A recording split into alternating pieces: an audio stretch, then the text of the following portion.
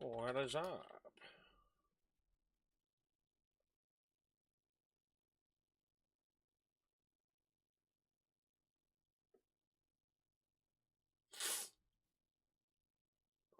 Alright, just getting this stuff set up.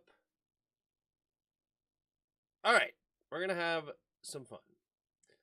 I had to repurchase the all 22 stuff with a whole new account because I posted a video that my account's all jacked up. Not sure why, but it is what it is. So, but we're going to start this off with a poll. Whose fault was this loss? We'll go coaches, players, right? And of course, there's going to be some sort of combination. How much was it? $79 for the year. What up, spoiled? So, we're going to just go through this. I haven't gone through the film yet at all. I literally just purchased this again because my account got corrupted or something. At least now I can watch it. This website is the worst website on the planet. For a $5 gajillion industry, they cannot find a way to get a better way to do this stuff. But we're just going to slowly go through it and see what we think about it, all right? Look at this. This site is horrible. But anyway, what up, Michael Starkey? How you guys doing? All right. So we're starting to start the first drive. The first drive was a 3-and-out. Okay, I definitely did not hit play. It was it was 6 plays and a punt. Sorry, not 3-and-out, but 6 plays and a punt. We did not allow points on this one. We're going to do a bunch formation, and we're playing way far off, so they're immediately going to go to the screen pass here. This is the only play I already watched. Well, of course I watched the whole game, but this is the only play I remember. I don't remember a whole lot as far as like the order of them. Of course, there's other plays I remember, but we actually did a good job. There was one particular, Cole Holcomb comes in, basically steals the block off here and allows, I believe this would be Kendall Flores on the backside. This should be Benjamin St. Juice getting off the block and making the tackle for a reasonable gain. Nothing crazy. Dang, Tim, where's the energy? Dude, I'm frustrated, but it doesn't matter. But we're going to have some fun, okay? So, not a bad play there by Holcomb. So they go with the quick screen, the first one. Let's see what this one is. So the jet sweep, which we're going to get killed on that earlier. And, we got a false start. Oh, this is the P. as well. This is their only penalty of the entire game. Isn't that wild? This is the only penalty. It comes on the second play of the game. And apparently Detroit committed no more penalties throughout the rest of the game. I just couldn't believe that. But we're just going to go through this. This is all just a raw film session between you guys and me. All right. So again, we're playing super far off the ball. 3 receivers to the left side. Goff in the shotgun. They go with the snap immediately. We're coming actually with pressure here. We're rushing 5. Oh, is this when Jamin gets the sack? No, okay. When Jamin does get a sack on this first drive, I remember now. So they're going to quickly throw it over here. Let's look at the coverage. This is way too much space. That's great. This guy looks like he's about to come wide open over the middle of the field. He's way too far behind. They actually go with a guy that's actually covered, which is interesting. He throws it to the dude that's the most... This website, I swear. It's also just horrible video. But, yeah, we actually come up and make a nice play. I mean, he could have had the middle of the field open here, potentially. This guy, obviously. But he was reading, so I would say William Jackson would stay with him more if it wasn't for the fact that he's reading that they're going underneath the TJ. And he actually comes up and makes a nice big hit on TJ. TJ does not make the grab on that one. I think it's coaching, and players got to do better with coaching, and players got to perform, and they should have got called more withholding. Yeah, I don't know. But apparently that was their only penalty of the game, which I thought was interesting. But anyway, so we actually come up and make a nice tackle. There you go. Good for William Jackson coming up and making a hit.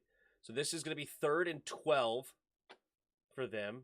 I think doesn't Kendall hold or something like that? Look how far off the ball. Now, 3rd and 12, I'm not actually that mad about it. Protect the sticks. Come up and make a tackle. It's not the end of the world on 3rd and 12 to play this soft zone that we know Jack Del Rio loves to run. So he's going to go to the running back. These two waiting to say which way either one goes. Bobby McCain out back deep. William Jackson has his eyes here.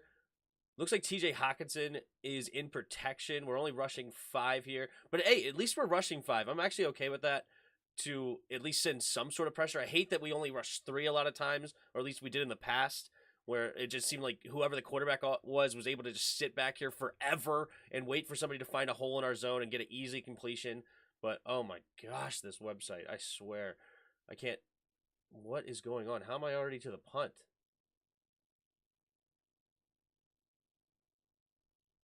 All right, here we go. All right, 3rd and 12. So Goff doesn't have much to throw to. They're going with deep routes, but they're going to probably... Does he have Hawkinson underneath? We got to come up and make a play here. Ooh, nice pressure. Oh, this is the Jamin Davis sack. Okay, sweet. So Jamin Davis does get pressure late. Good coverage on the back end. Nobody was open. And we actually played some defense. What do you know? But, so basically, it's all downhill from here. As we know.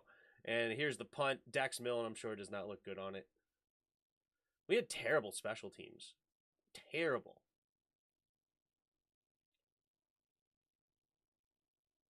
Whoever that is has great speed. But, yep, Dax Milne, the return man, runs into his own guy. Gotta love it. Gotta love it. Hopefully you guys can hear me okay. Let me know if you guys can hear me okay. But, all right, so here's our first. So, obviously, we scored nothing in the first half. A big thing that I was hearing from everybody, which I have not gone through and looked, is apparently Jeff Okudah was shutting down Terry McLaurin throughout this game. Apparently, there was just nothing for Terry in the first half. And is it because Terry is just unable to escape Okudah, or is it the routes that he's being told to run? Is he just running go routes the entire time and it's easy on Okudah?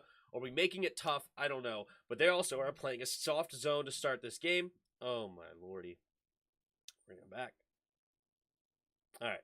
So we put Curtis in motion. Looks like Terry's out wide here. This should be Jahan, Logan, Curtis. Of course, Gibby in the backfield. All right. Takes the snap. Corner blitz. Why not hit here? He doesn't. He never reads the Terry Jahan side. Or unless this is Jahan. Sometimes it's hard to tell. And they're all speedy, similar size receivers, like 5'11", 190-pound receivers. So sometimes we have to figure out.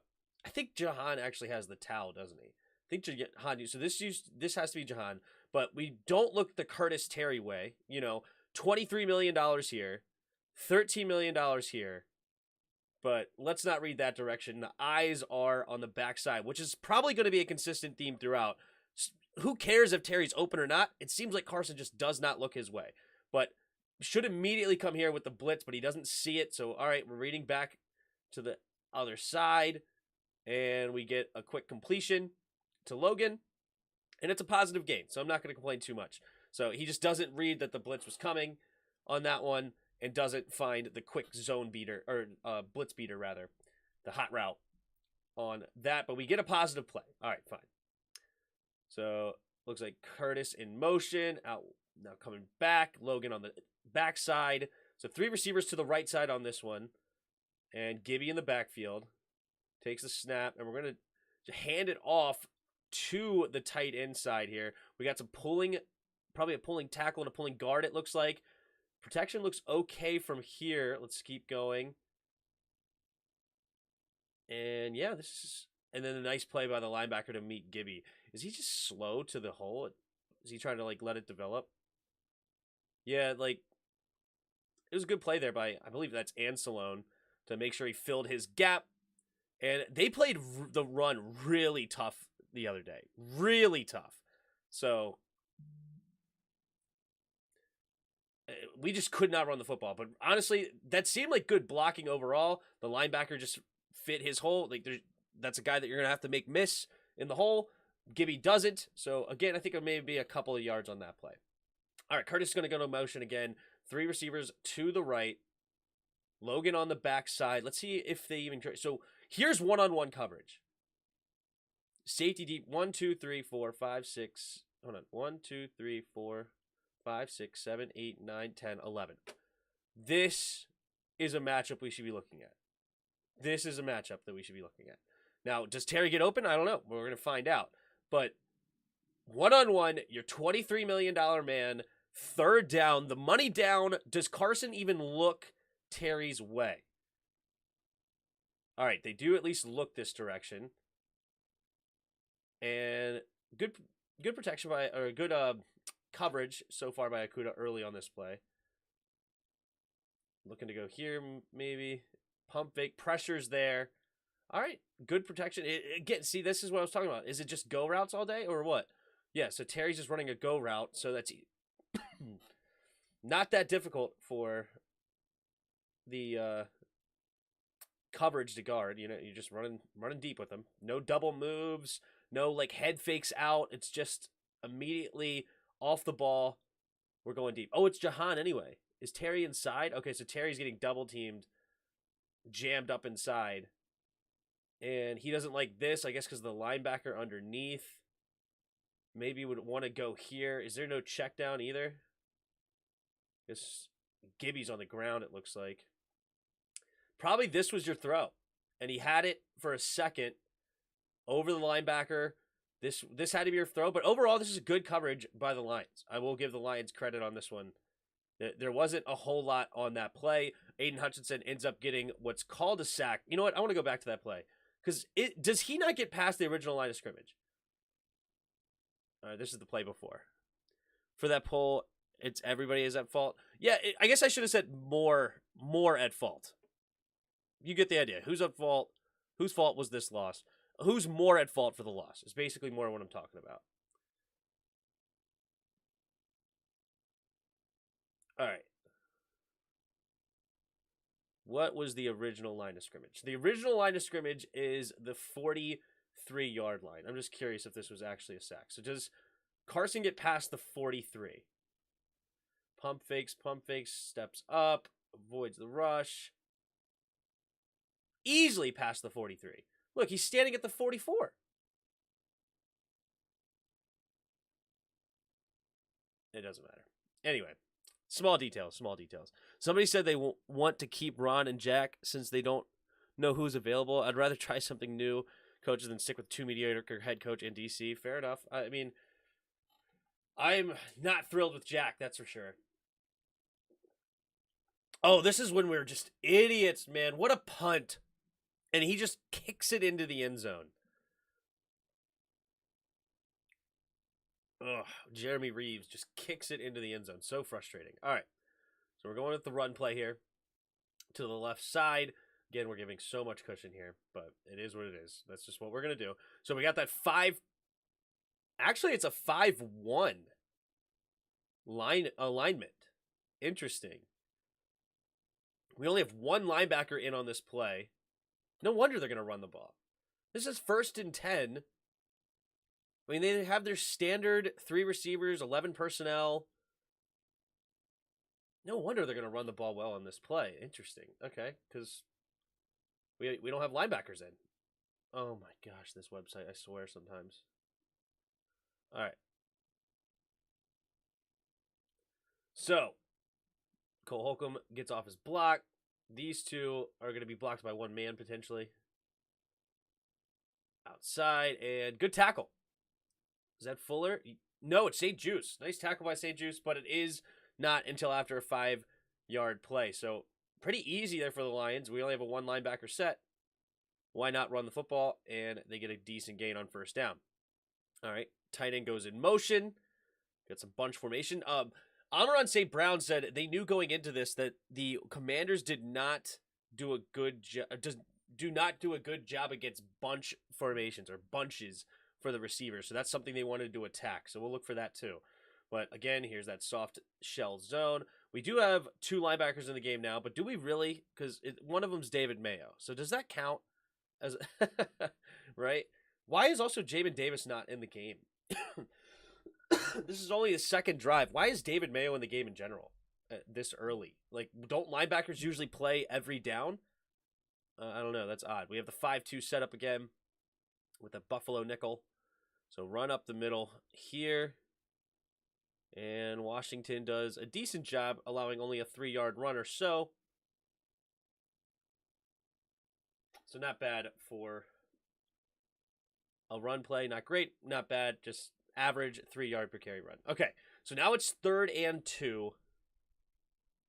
Let's come back here.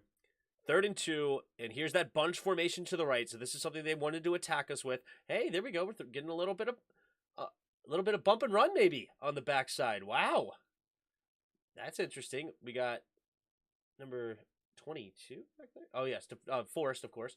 Derek Forrest as the deep safety. And we're actually getting some pressure here, so I'm curious how this one goes. Oh, this is the one that we just completely decided not to cover. Amon St. Brown, of course. Just nobody covered St. Brown. St. Brown's going to come here, and he's just going to be left wide open. Bobby McCain doesn't. William Jackson doesn't. But this is clearly man-to-man defense. You got man up here. Cole Holcomb's going to the running back, and it looks like he's going to be the zone man. Bobby McCain's coming to the tight end. And he's trying to fight through to get to this receiver. So William Jackson is supposed to be covering Amon St. Brown. That's his man. Let's go back. So William Jackson is supposed to be covering Amon St. Brown. So yep, Bobby McCain going here. See, that's his man. That's his man. And for some reason, Will Jack is just in zone. And he just leaves Amon St. Brown because he thinks he's playing zone, and there's the explosive plays that Ron's talking about. So, yeah, honestly, this one's not on Jack at all, clearly. Like, this one's on William Jackson, just not running man-to-man defense. Tough break there. So they bring in an extra lineman as a tight end. He goes in motion. So we have a 4 down lineman set this time. Cole Holcomb. Yeah, Jamin, or is this has to be Jamin, I guess, huh? No, this is Montez, right? Because Jonathan Allen, Deron Payne. Let's see here. So after Jamin Davis got a sack, he has barely been in this drive, which is also interesting. But, all right, here was the run play. Trying to hit it immediately as Cole Holcomb. I like it. I like the aggression. If you're going to be wrong, at least be aggressive with it, because he then beats the block and then fights off of it to come in to help make this tackle. And it's only a gain of 2. Jamal Williams sucks anyway, so there you go. So not bad for the defense. All right, here's that soft cushion. It's just frustrating to watch this, that he backs up. I mean, it's so much room to run, but they don't attack it yet here. And they go with the wheel route. Jamin Davis is actually in on this play, and he plays some decent coverage. He does have a slight step, DeAndre Swift did, but at least not allowing a touchdown on this one.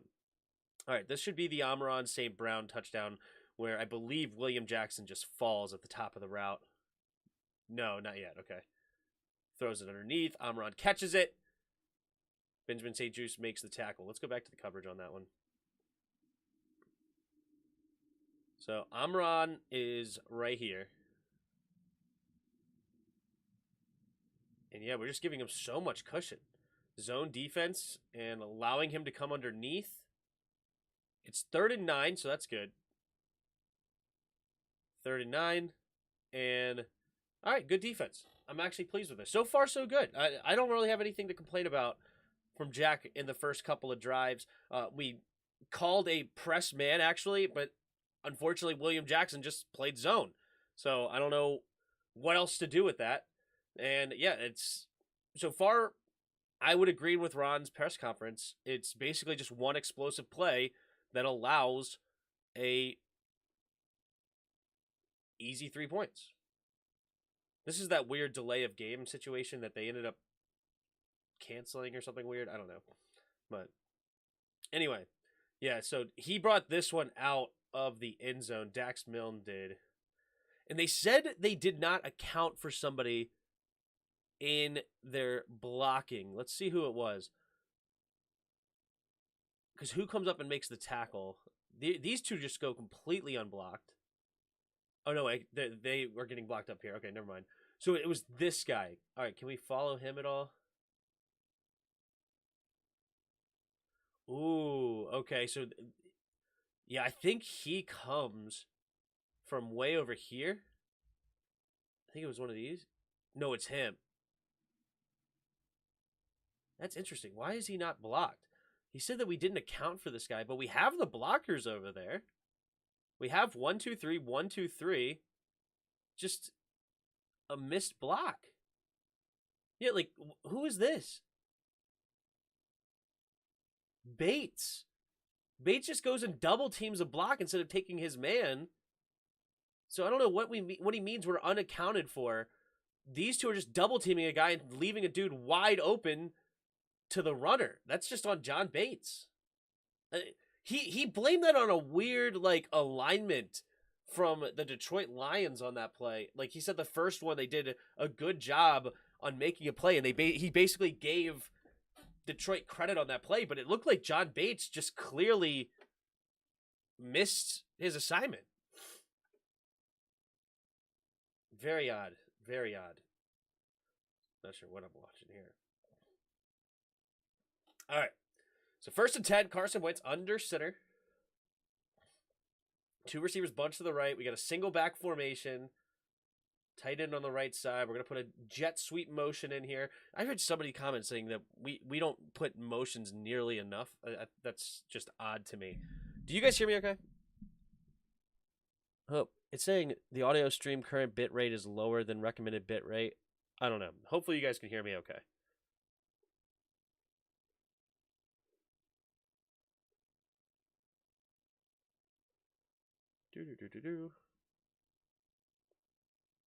All right, good. Yeah. All right, good. All right. So we got the... Oh, geez, this website, dude. So we have the jet sweep motion. And yeah, we just... Oh, wait. No, is this a play action? Good. Okay, it's a play action. I was to say, man, we just did not block the linebacker in the hole. And yeah, so we're going with a 7-man protection with 3 deep routes. We're going for a deep shot here early. And pressure gets there. We had Aiden Hutchinson one-on-one with the Aiden Hutchinson one-on-one with the tight end. I don't know why we're giving a defensive end man up with a tight end there. Because if we look at Bates is just mano-a-mano with Aiden Hutchinson, which I'm not a huge fan of Aiden Hutchinson after watching him against the Eagles. I thought he was pretty bad. But I mean, even bad defensive ends, not that he's that bad. It's just I don't think he's worth the number 2 pick is basically my point.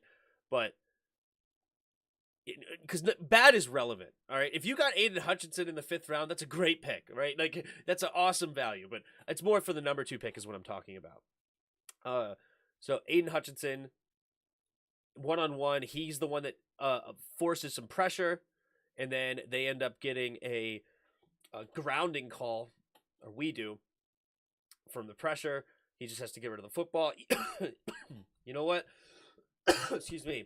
I guess like the good thing about him keeping the football or getting rid of the football is like it has a chance of maybe a tight end was in your area, but either way, this was going to be a sack, big loss on the play, so it doesn't really affect much as far as that is concerned. So either way, big loss, and it's just running a bunch of deep routes. We're trying to take a deep shot early, no protection, one-on-one with a tight end and defensive end. I don't like that matchup.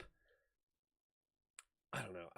I like when we get moving as far as quick throws, setting things up, letting these receivers beat guys off the line quickly, but just these deep routes of long time to develop, and you have a tight end on a defensive end. It's just not very good play call in my opinion.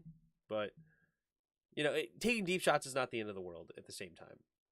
All right, so 3 receivers to the right. Now we're backed up into their own end zone. We're just going to run it on 2nd and forever, try to get some yards. We do get some positive yards, but obviously a lot of fans are going to complain about that one. But at the same time, you're 2nd and 22. A lot of times when you run the ball like that, but you know what? Let me go back. Let's look at the numbers as far as the blocking is concerned. So we have 1, 2, 3, 4, 5, 6, 7 guys in the box. 1, 2, 3, 4, 5, 6 blockers. Yeah, why are we running here? I feel like this needs to be checked out into a pass play. And I don't know if we have one of those, but like this is very tough to run on for any sort of massive gain. Yeah, we get a little bit of a game because they're giving us some cushion because it's 2nd and forever. But I don't know. I feel like I would be wanting to maybe even set up a bubble screen here, like call a bubble screen and try to get numbers out here maybe. But running here seems tough to get anything really massive. You just don't have the blockers for it. But let's watch it again. Does Curtis even do anything, or does he fake a screen? Okay, so they fake the screen. It's probably an RPO. You know what would have been a real baller move with this? Fake the handoff and run. All right, it wouldn't have gone anywhere because number 25 had good protection, so never mind. Once he saw that the ball was gone, he just went in there. So, I mean, it's tough. You're at second 22. How much are you really going to get? But not the numbers that you want to see as far as a run game. Wanted to get some more room. Well, it was only second down. I understand on third down you're just going to get some more room to kick. But, I mean, it's little things. It's not the end of the world. I'm not, like, saying that Scott sucks because he calls this play.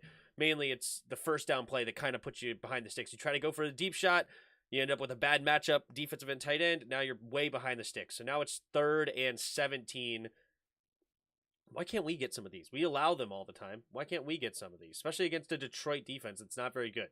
But they play back like a Tampa 2 defense. The linebacker goes way back. 2 deep safeties. They're just going to try to set up something quick for screen pass. That's fine. I mean, it's 3rd and 17. You're just making sure that you don't get a sack. I thought I was 3rd down. No, it's all good. But, yeah, see, like, that screen pass just to make sure you don't give your kicker some room. That's fine. All right.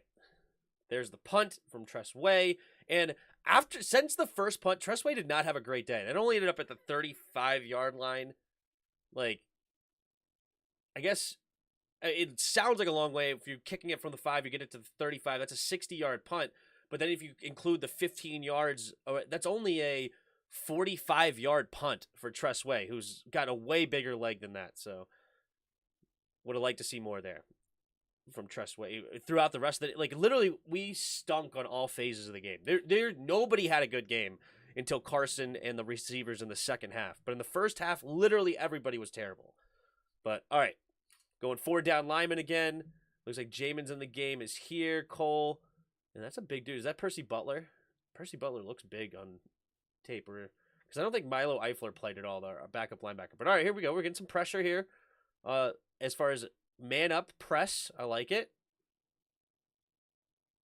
All right, tight end goes in motion from left to right. Single back formation, heavy formation. We got 3 tight ends in this game, and one of them, this tight end actually I think is a lineman. So they really want to run the ball. We got 1, 2, 3, 4, 5, 6, 7, 8 guys in the box, 2 deep safeties. I'd even like to see this guy come up and get in here maybe, and just leave him 1 high safety. But it is what it is. Oh, jeez. This is a big run by DeAndre Swift, apparently. So, let's see why that happens. So, they move the tight end over. Sweat gets a little bit more room here. Hand it off.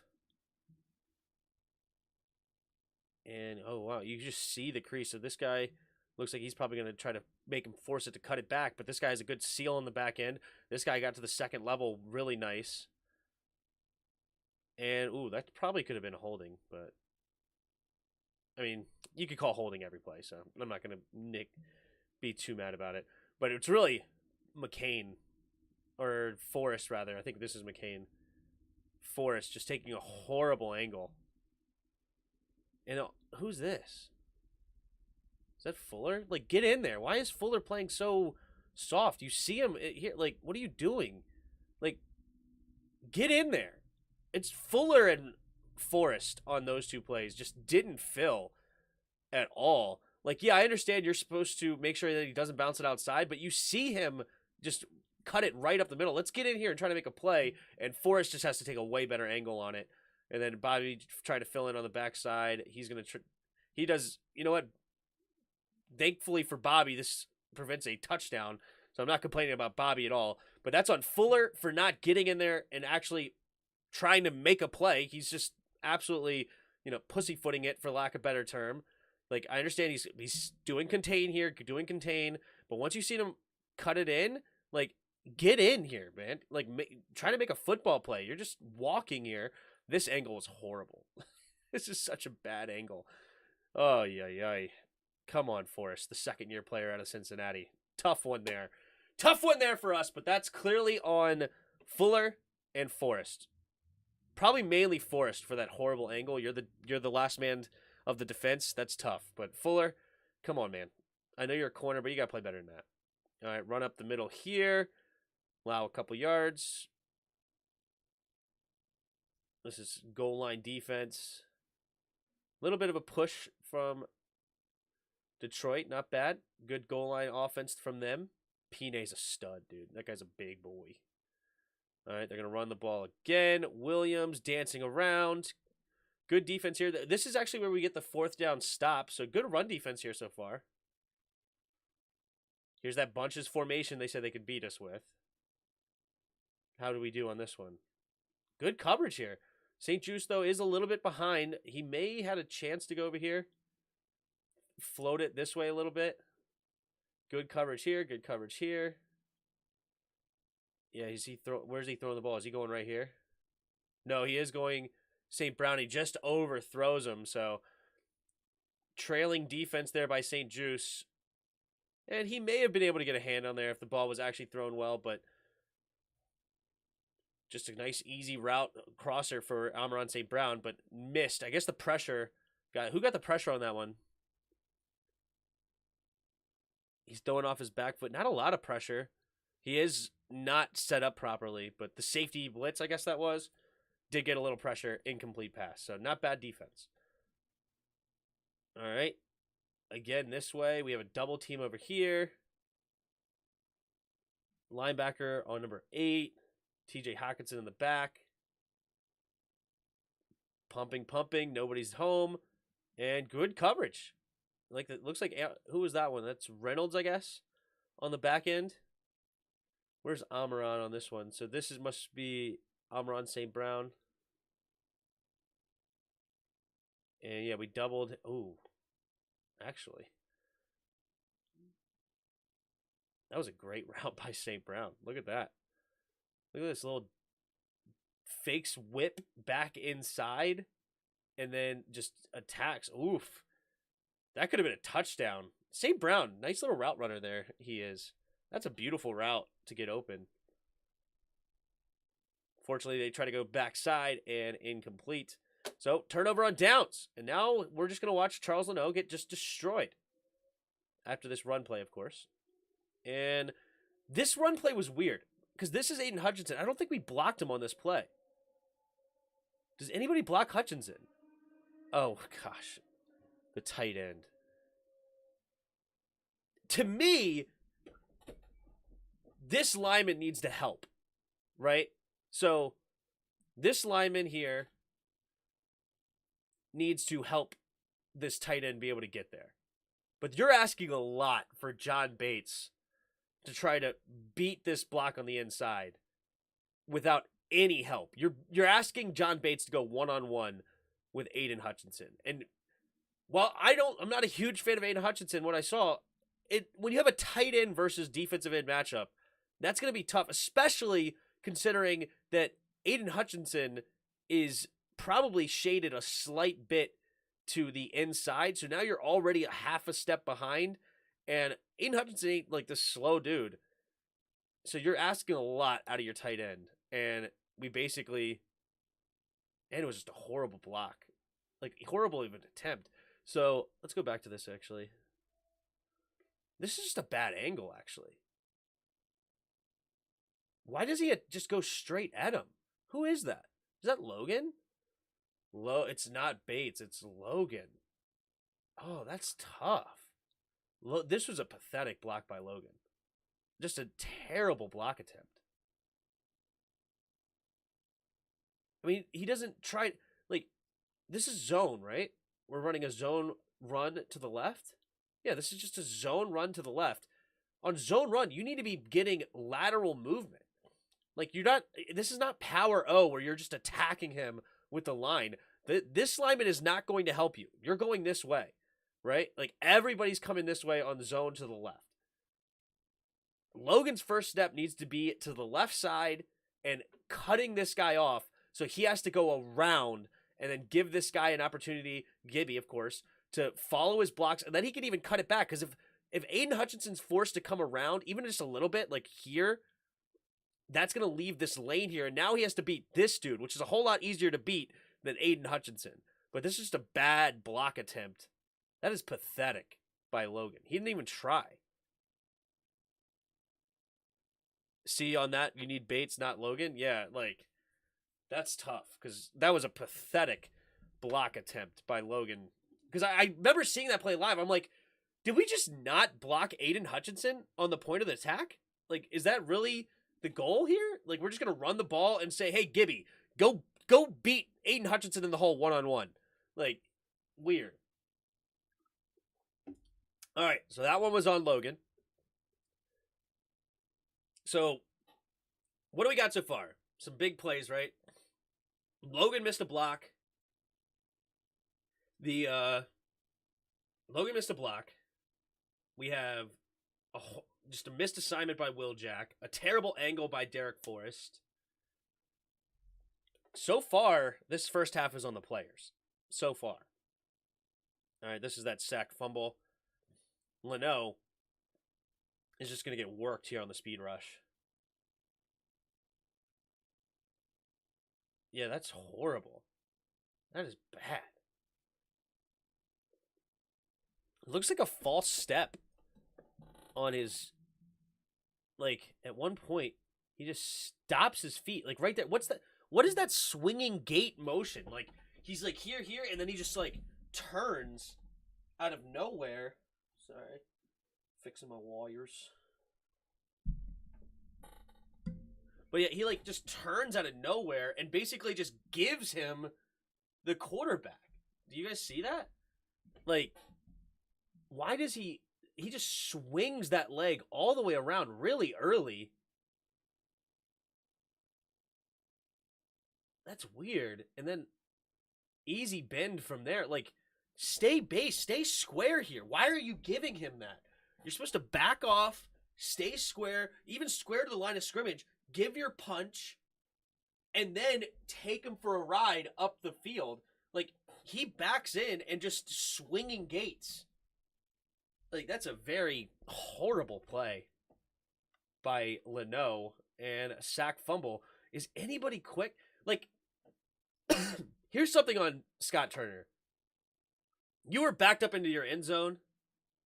We don't need a ton of deep routes. Where's the hots? Where's the quick underneath stuff? Where's the crosser? Where's the mesh patterns? Right? Where's some slants? You got room over here. Like, what are we running? We're really running 4 verts? And then a comeback on the backside? Like, that's the play call? Like, why are we... Where's the attacking of the middle of the field? Like, these linebackers are not very good. Like, why can't we run some underneath stuff? Like, mesh patterns, get them moving, quick routes. We're running 4 verts while we're standing in our end zone. And he was going to try to hit the running back as his check down, but I don't know. I don't like this 4 verts when you're standing in your own end zone. Seems like a very questionable call at best. So, bad play by Leno, but not a good play call either. I don't like that. All right, there's the punt. And they're going to get some good field position here, if I remember right. Yep, making some guys miss. Whew. Almost a house call. All right. Going with that 5-2 defense again. Yeah. Okay. Are we really that down? Are we serious? Did Jamin get hurt and I'm not aware of this or something? Are we really that down on Jamin? We literally benched him. Jamin Davis is benched right now. We have David Mayo in the game on first down. Okay, no, Jamin's rushing on the outside. Okay, I could be wrong. Is this Jamin here? So we put him as defensive end? That's not Sweat's. I think that's supposed to be Sweat. That's James Smith-Williams. Then you have Jonathan Allen, Deron Payne, and Wise in the game right now. I'm pretty sure this is a 5 defensive lineman. I don't think this is Jamin Davis. I'm pretty sure David Mayo is just in the game instead of Jamin Davis. Because it looks like Sweat, James Smith-Williams, Wise, Allen, Payne. Or rather, Payne Allen. This freaking website, dude. All right, so let's look at this.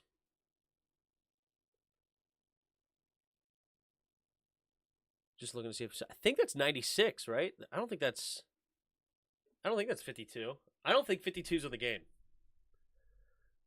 I'd rather see another dude, Mio, than You mean Milo? Yeah, I would way rather see Milo instead. Way rather see Milo. Looks like a bunch of Swiss cheese to me. What's up, Scott? All right, let's take a look here. All right, little shift right as they call hike. Play action. Super soft zone here, of course. Throws it underneath. The check down wide open. Nice play on first down by them. Any pressure here?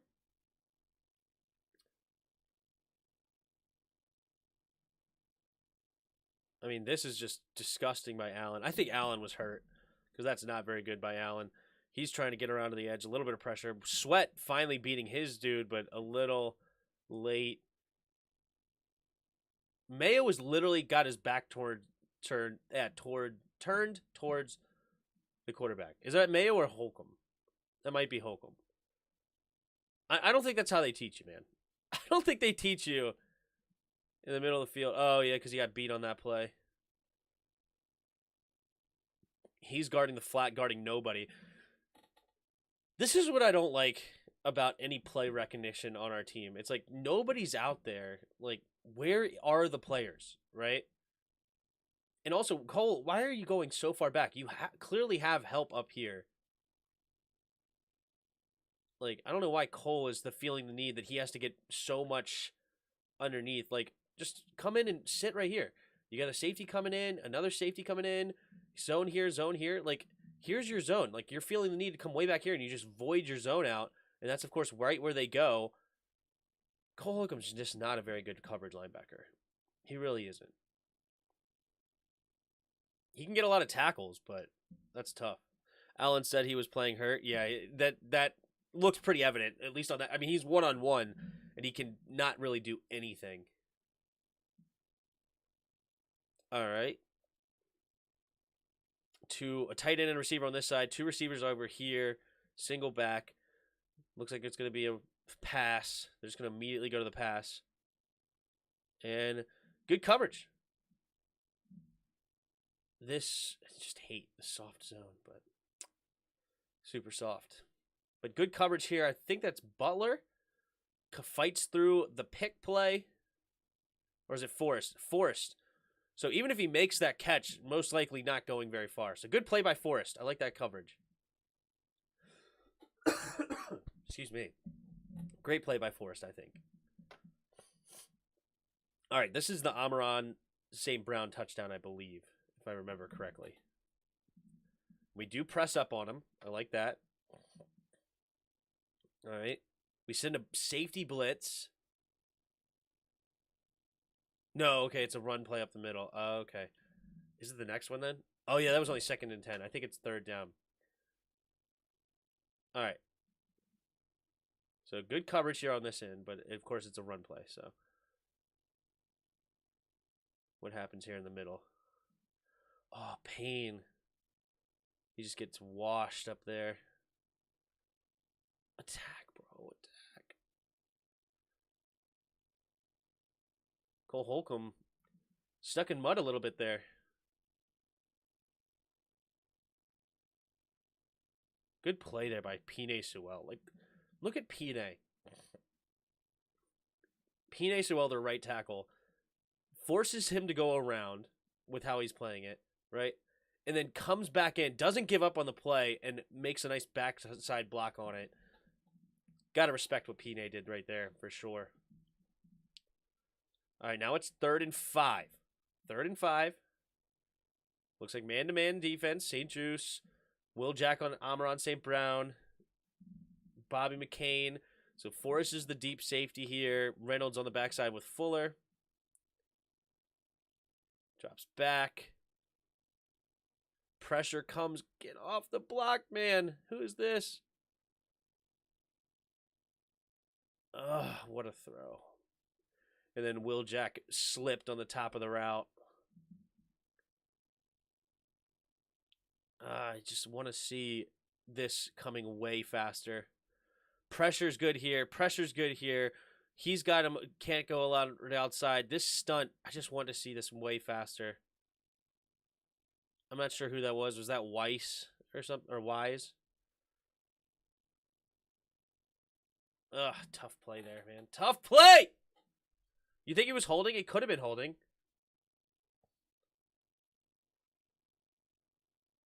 Yeah, that was holding, actually. You see the jersey pull. Even with this low resolution. You see the jersey pulled on that one. Yeah, I guess that's why he's slow. Holding on, just missed. Yeah, I can't believe they didn't have any other calls, or like no calls throughout the game. Tough.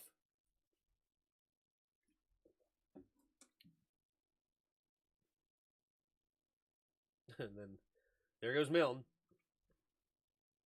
Why is it low resolution? Because like it's sometimes the resolution kicks in and then other times it doesn't. But I don't know. This all 22 film, they use a horrible camera. Like it's I wish I could up the resolution big time for you guys, but unfortunately, this is just the trash camera they use. I mean, I got better resolution with my iPhone at the stadium that I just was recording with my hand than they do with a professional camera for some reason. But yeah, I don't know why it's not a great camera. And then the buffering, I try to pause it and everything to try to like let it buffer a little bit, but instead it just messes up the whole thing. But all right, here we go. We got 3 bunches on the left side. Carson Wentz in the shotgun. At this point, we're down 12. It's 12-0. And I'm talking positive. I'm like, hey, it's fine. It's good. It's good. So we're starting at our own 16. 3 receivers to the left. And we're going to hand it off up. And, all right. Not a bad run there by Gibby. Do you have any other lanes? A little zone run here. RPO. Oh.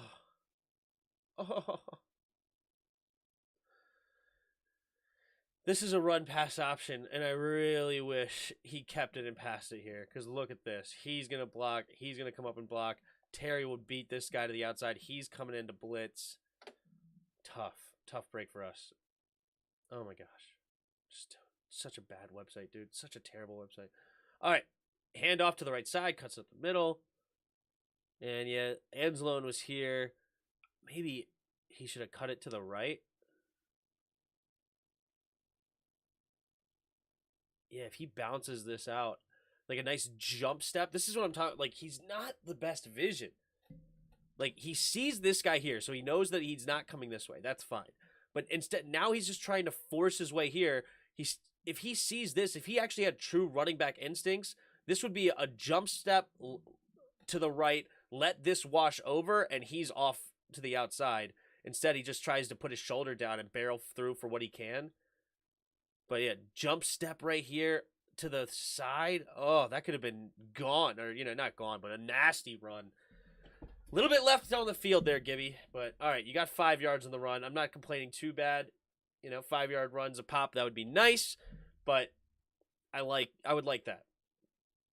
All right, 2 tight ends on the right side, 2 receivers on the left. Get off to the right side. And this time he's trying to get it to the outside. Was there anything that he could have cut it up maybe? Not a whole lot. Good run defense there. They pursued hard. Got some pulling guards out there. Cut cut off the back sides. 1, 2, 3, 4. 1, 2, 3, 4. Oh. Who's that? Oh my goodness. Was that Trey Turner? Oh, wow. Talk about, was that Rodriguez? Good for Rodriguez. Good night. What a hit on Trey Turner. All right. 3rd and 6. What are we going to draw up here for 3rd and 6? What do we run? So blitz coming.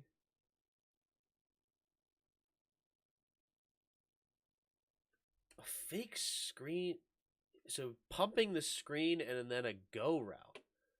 I mean, it just makes it so easy to cover. Like, is all Terry running goes all game?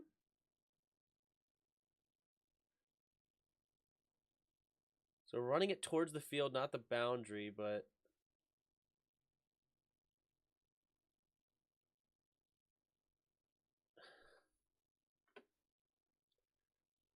Why did we refuse to attack the middle of the field? Can somebody answer me that? Like...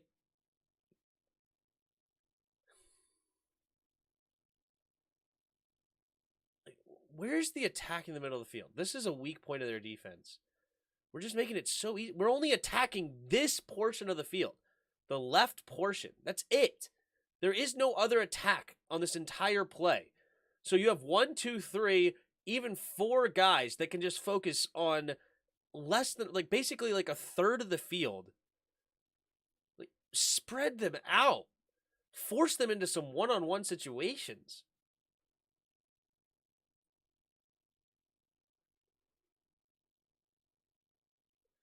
But yeah, or just go to Curtis right here. But we pumped that instead. I mean, good coverage on their end, but it's just too easy. We're not even making them work for it. You know what I mean? Oh, I hate that play.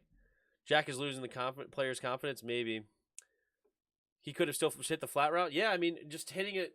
Well, the play design was clearly to pump, fake, and go. So like a slant or a fake screen and go route. But Jeff Okudah clearly just did not care about the route at all. As far as like the underneath stuff, he said, "Hey, I'm guarding Terry," which is good for them. But all right, here we go. Again, we're going with. All right, so this time we're only going with a 4-down lineman, and Jamin Davis looks like he's back in the game. I think Jamin and Cole are back in the game. You know what? I gotta look this up real quick. What are the Washington Commander snap counts?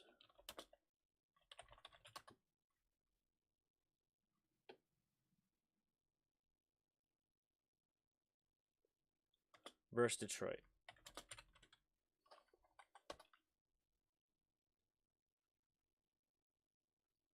Washington Commanders snap counts.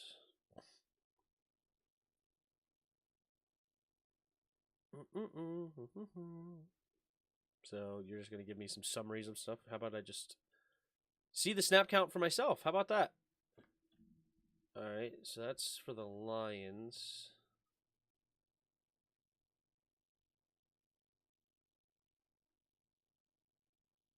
Okay, what's going on here? I said Washington Commanders snap counts versus Detroit Lions. And why am I getting a bunch of Detroit Lions stuff? All right, here we go. So, going on the defense, how many did Jamin Davis play? Jamin Davis played on 62% of the snaps. Mayo was only on 26%, but it's like 50-50 in the first half of what I'm seeing. Like, they did not allow Jamin a lot of PT in the first half, at least. I don't know. That's only 62%. David Mayo on 26% is way too many. Like, what do I know, though? All right, I was just curious. All right, here we go. So 1st and 10 at their own 42 after the punt. Again, not a great punt. But, all right. Looks like potentially a play action here. Super far off. Yep, play action. Some pressure here by Toohill, it looks like. Some good pressure. But just destruction. Who is that? Reynolds?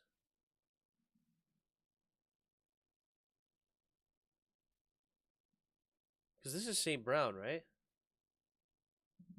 Or was that? No, it's just Reynolds.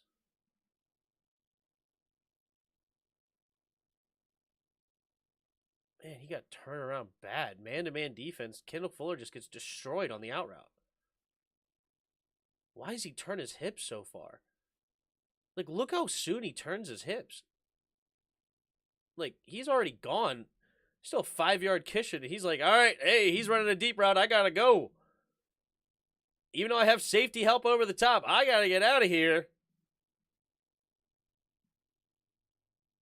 And then he just sits it. Nice route. But Kendall, come on, dude. What are you doing? Nice route by Josh Reynolds. Got Kendall to turn his hips super early on that one. Super duper early. But it is what it is. Pitching it to the right. Oh, here's that flea flicker joint. Dang, near caught. Way to go, Phil Fuller, to get a hand on that one. This is a weird play.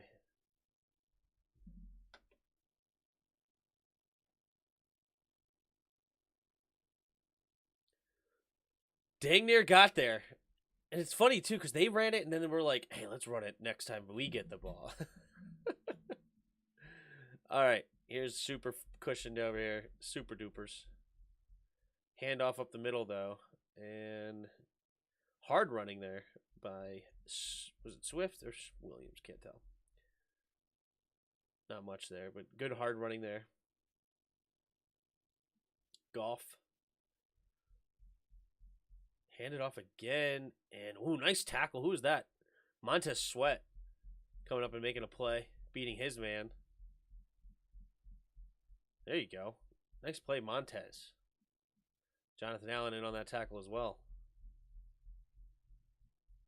All right. And we forced a field goal. What do you know? We just got rid of these stupid big plays. I'm agreeing with Ron on that so far. Agreeing with Ron, if we can just get rid of these stupid big plays. And that one was on Kendall. And it's like so many different people, right? Will Jack missed assignment. Derek Forrest coming up and missing, taking a terrible lane. Kendall Fuller as well on that big DeAndre Swift run. Charles Leno just being a swinging gate left tackle. It's horrible. A couple of bad play calls as well on offense. Couple of bad plays on offense. And now you have Kendall Fuller just allowing a huge play for Reynolds. We actually had 7 drives in the first half. Can you guys believe that? 7 drives. Makes no sense that we got 0 points. 0 drives on that. But all right. So what we got here. So they got a loaded box. 1, 2, 3, 4, 5, 6, 7, 8. Loaded box here. One-on-one coverage. One-on-one coverage.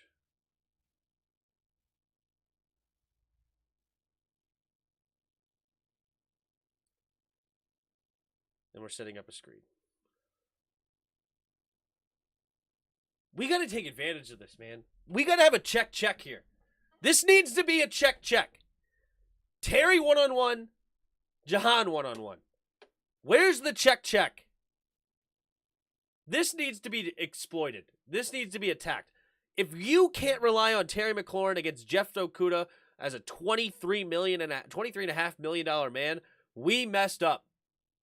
We should not have paid Terry $23.5 million if this is not exactly what you want. Where is the check? Like, come on.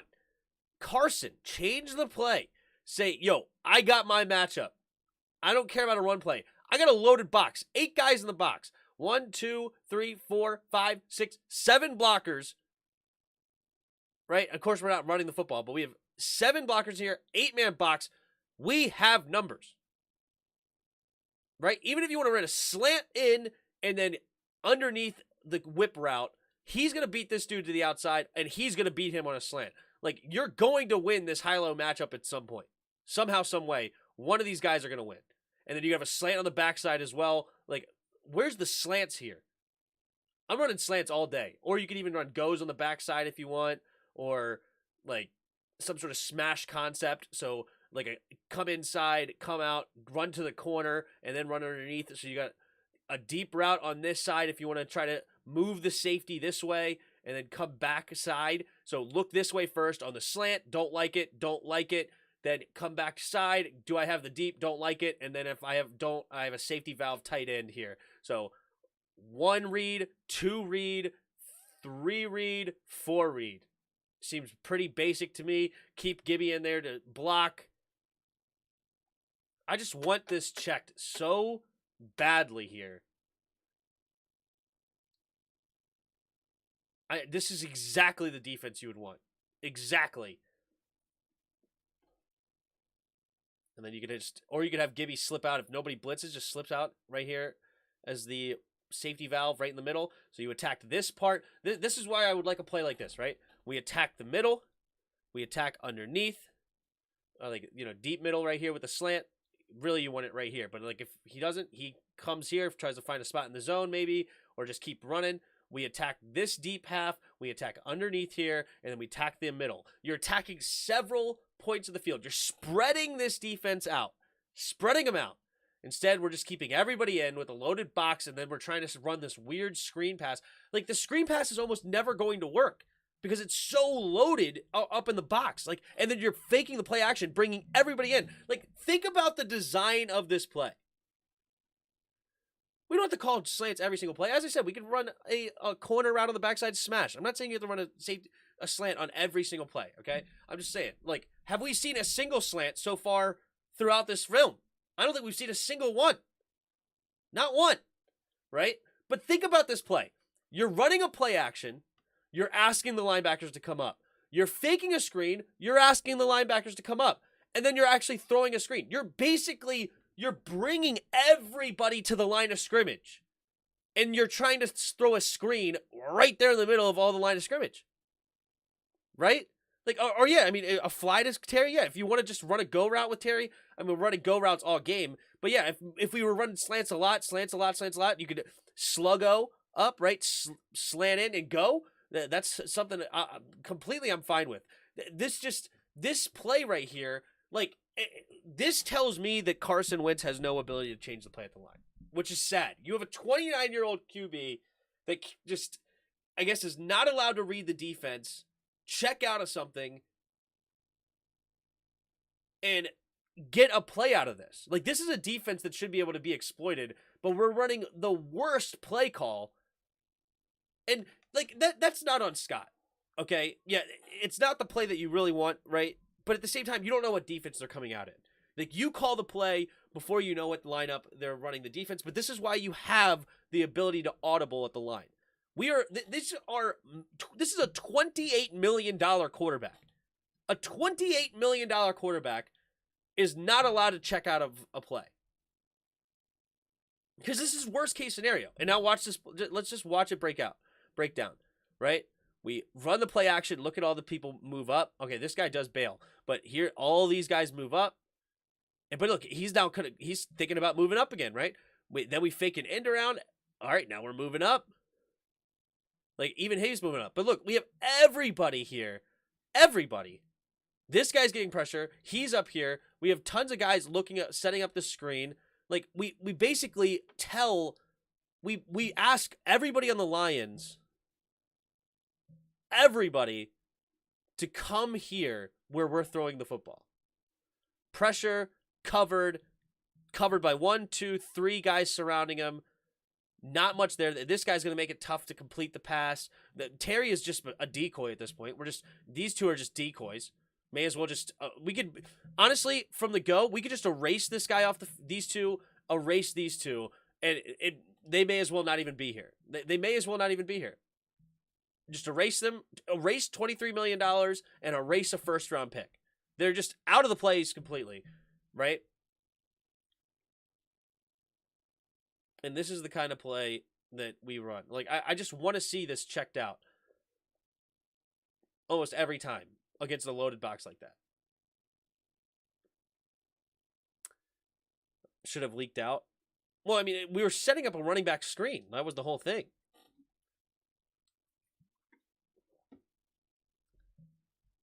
Our coaching staff not built like that to call 2 plays in the huddle. We can tell when a play is coming from the couch. Yeah. Scott should still tell Wentz, rather, like, hey, you can check out of the play, right? Like, that's how kind of how I'm feeling here.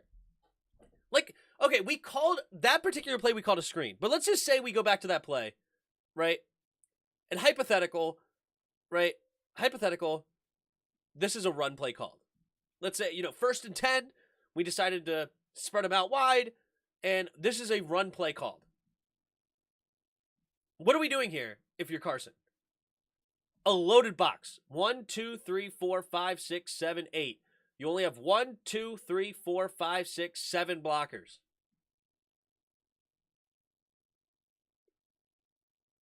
We should have an ability to change the play. Right? If this is a run call, you still would want this checked. You have $23.5 million here, a first-round pick here, one-on-one island coverage, right? This safety is going to have to choose one way or the other, right?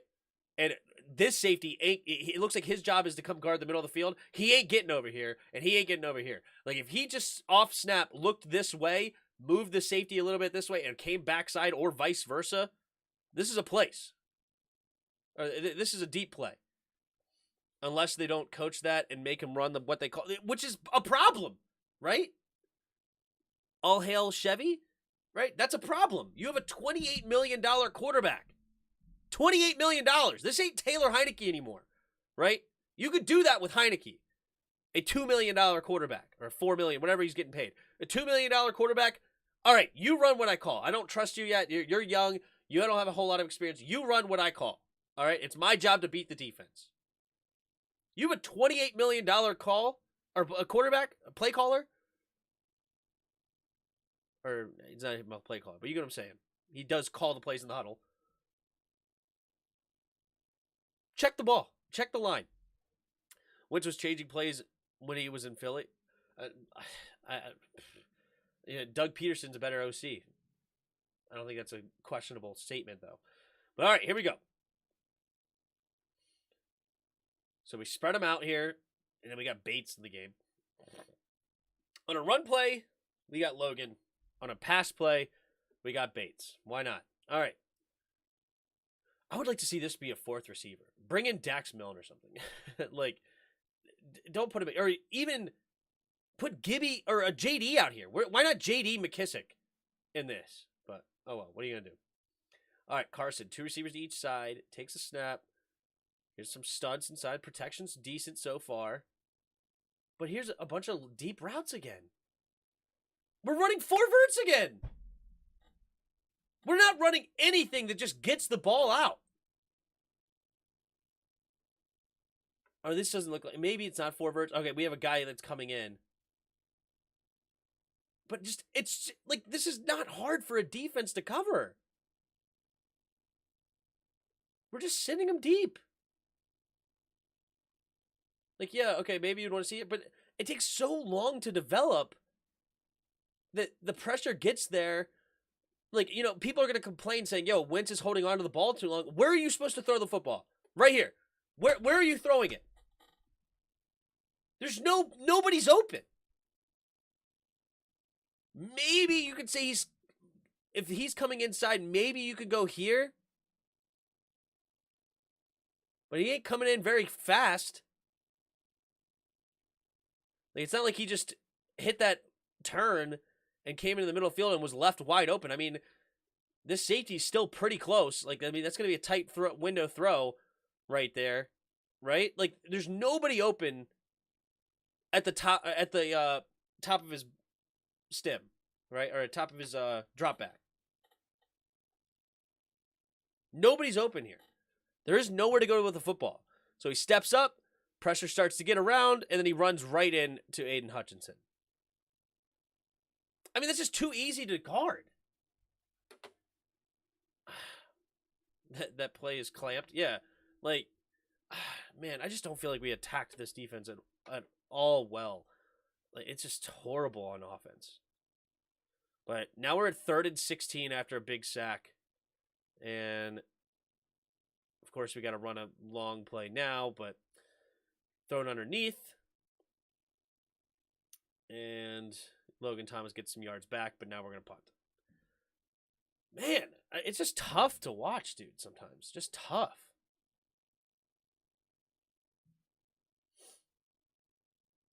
Fair catch. Right around the 24. All right.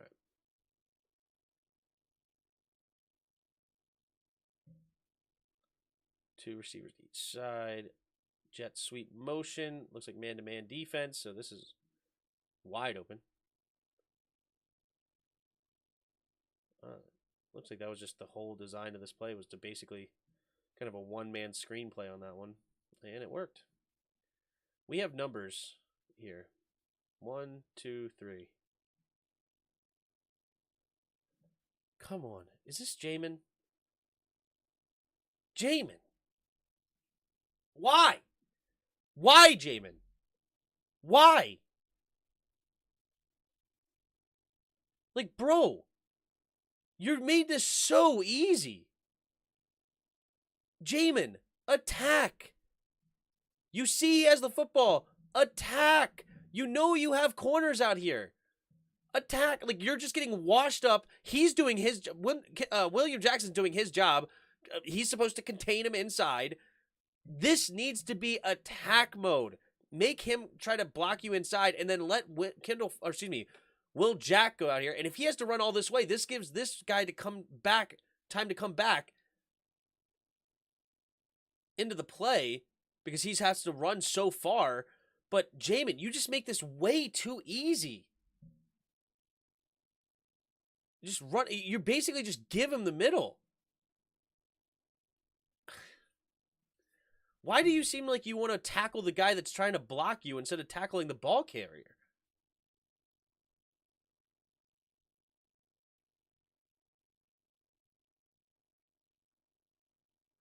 That's Jamin, dude. You're not filling where you're supposed to be. Like, Abada has to make an incredible play because Jamin is just not in the correct position. And here's a run up the middle. Oh, jeez Louise. We just got absolutely washed on this play. Pulling guard, pulling tight end. He does a good job finding him, locating him. Good wham block here. All of these guys are just washed. All three of these dudes. He's doing his job coming up with this. This is a kind of play where you say the other team gets paid too. All right.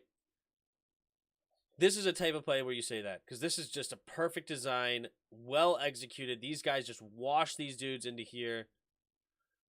He's filling his gap correctly, but he's going to get blocked by the tight end. Beautiful block by the tight end. Maybe only one that I don't like is Mayo. Actually, maybe not. David Mayo's just awful here. Dude, Mayo, what are you doing? Why are you just running into a couple of blockers? Like, continue to move over, dude. Mayo. Like, Mayo should have been there, actually, to make this tackle. That's on Mayo. Even then, it's still not going to be as big of a play, but even if it's here, it's probably still going to be a 5-yard play, because this is blocked beautifully. This is correct. This wash is awesome.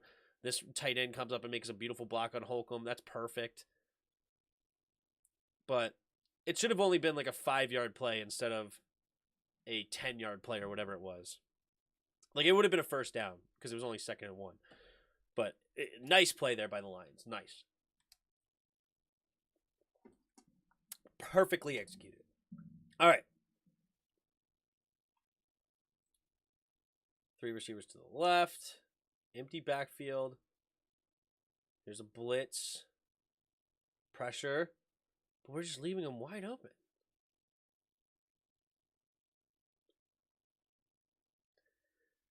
David Mayo gets no hands on him to try to force him deeper underneath. This is a zone defense. These guys just get washed from there. Like, Cole, look where you are.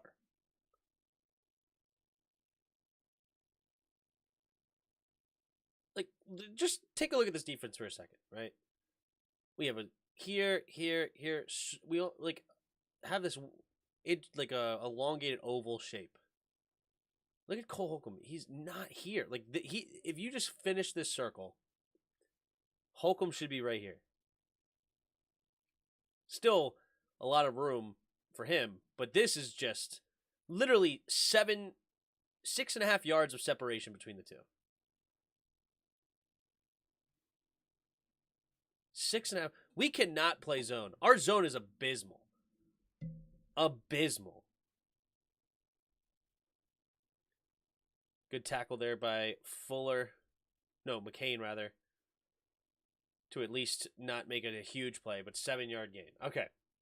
Jet sweep. Handoff up the middle. And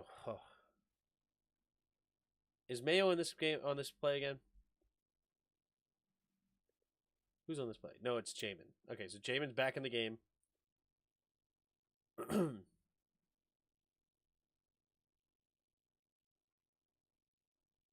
Deron Payne wanted a hold. You see that? Does he have a point? Deron Payne wanted a hold on that one. Jamin coming this way. St. Juice coming this way.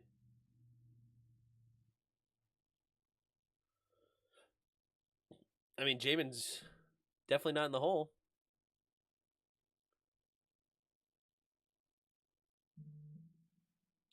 Definitely made it easy on that guard. That guard, it just has an easy block since you're coming this way. I guess the jet sweep made him go that way. Is that what happened? Yeah, so he's following the jet sweep. Yeah. That's why that jet sweep works sometimes, man. It opens it up. Cole Holcomb, though, what are you doing? Cole Holcomb needs to be over here. Because Bobby McCain's on the backside. He's got contain out here. Or he's actually got contain. He's got this gap. McCain's got this gap. Cole Holcomb needs to fill in the center gap because Jamin Davis has to come out here and guard that. So Jamin's doing his job. This one's on Cole. Just looking at it further. Arguably could have been a holding call, but Cole needs to fill here. Like, that step here, that a couple of steps forward, gets him out of position. And just an easy block there for the guard. Good blocking by them, too. I like their run scheme a lot. And they play it tough, hard-nosed. So they're the RSO offense. Oh, God. This is the kind of stuff that makes you pull your hair out. This is it. Look how easy this slant is. Kendall Fuller does not even try to protect against the slant here. Just look how easy this is. He's looking at him. Oh, not Kendall, sorry. Or is that Kendall? Or is this Kendall? No, this is Kendall. Derek Forrest. This is another thing. Why is Derek Forrest? Why? Why is Derek Forrest one-on-one with Amon-Ra St. Brown? Why is that ever a thing?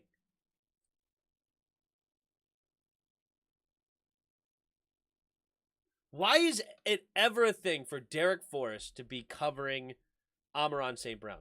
Why not have Forrest in here, Benjamin St. Juice out here to go ahead, because St. Juice is a corner. Not a bad corner either. He should be covering Amon-Ra St. Brown in the slant. Unless this is number 25. No, that's 22. This is Derek Forrest. Just personnel, man. St. Juice is way out there. Hold on. Where did St. Juice at? St. Juice is on this side? Why is St. Juice on... Oh, my gosh. St. Juice needs to be over here on Amon-Ra St. Brown. He needs to be covering the St. Brown, and then put Forrest on the tight end. Then you have Will Jack on this receiver, Kendall Fuller on this receiver. Derek Forrest should never be over top of Amon-Ra St. Brown. Just never. Juice is way over here, guarding the tight end. Like, just we're basically leaving Amon-Ra St. Brown wide open. We're just leaving him open. Like, this is too easy. Is my stream working? I hope you guys it's working. My thing over here is acting weird, but whatever. All right. But that's just way too... Like, this is what I was talking about. Like, people are texting me, I told you St. Brown's good. I told you St. Brown's good. We're not even trying to cover St. Brown. It's annoying. Like, you're basically leaving him open if you're putting Derek Forrest on him. Like, that's way too... And then Benjamin St. Juice... But this is even a zone coverage, so... I guess it's not man-to-man. But still, I would still want even the zone... Even if I'm not running man-to-man, I want my zone with Benjamin St. Juice over top of Amon-Ra St. Brown. Like, it's not complicated. Here's 1st and 10. Snap, handoff up the middle here. They do fall forward for them, but at least it looked like we filled our zones on that one. You know what, let's actually go back and watch a play that we actually fill our gaps, I should say.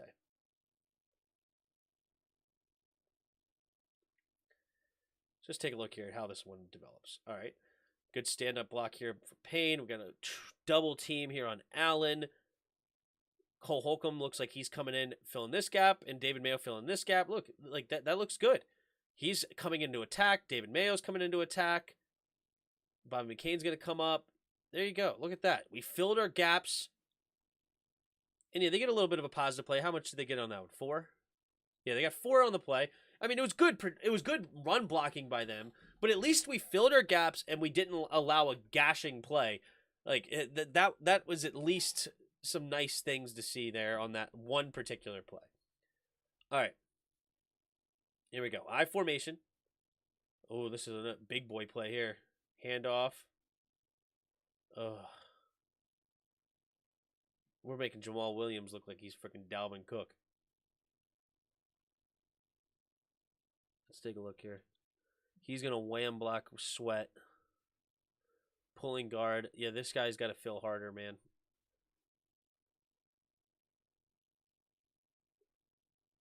So he's filling that gap.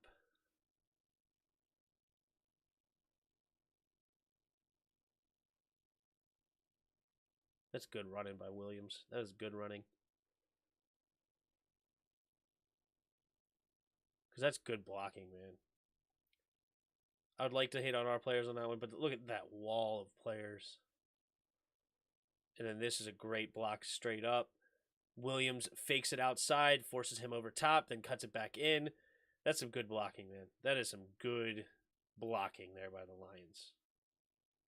Respect. Respect on that play. I wouldn't even say we really missed our gap. That's just... You'd like Holcomb to pick a side, I guess, and not allow that opening on his left side. Maybe it's a little bit on Holcomb, but I would more say that was just nice blocking by them.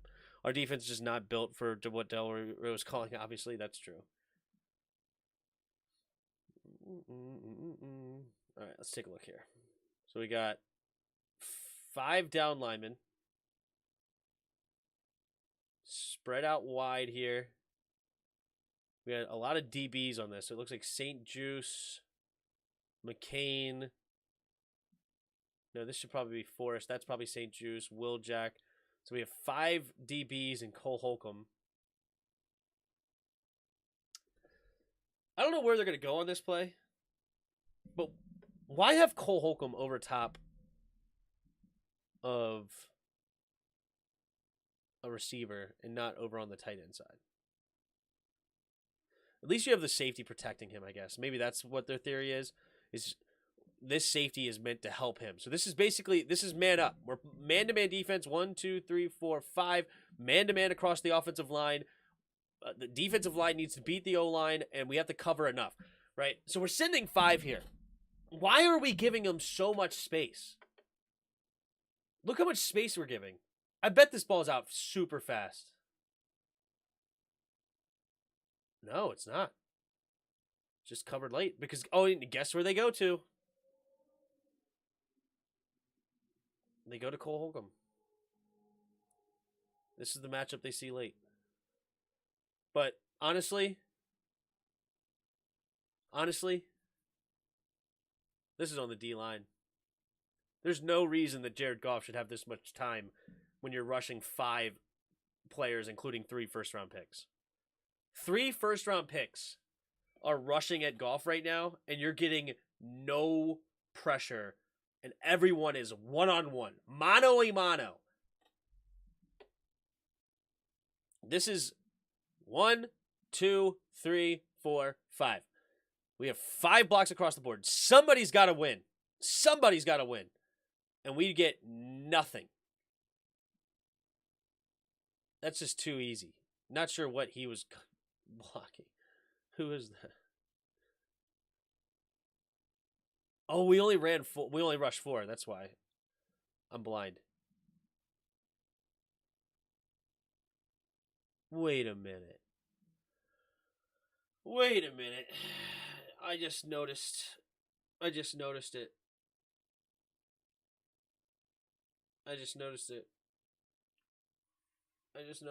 My fault. Everything I said about the one-on-ones, not good. Not good. It makes you want to pull your hair out, man. Why is Montez Sweat in coverage, bro? Why is Montez Sweat in coverage?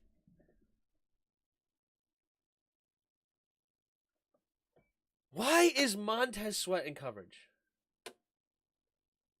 Why?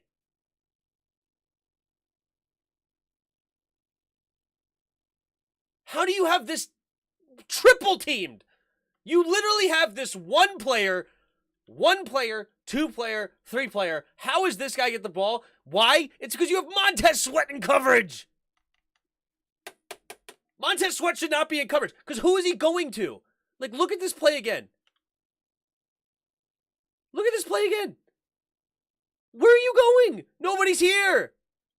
Where are you going? The guy in your zone standing here, bro. Catching the football. But I can't even really blame Montez. Montez should not be in coverage.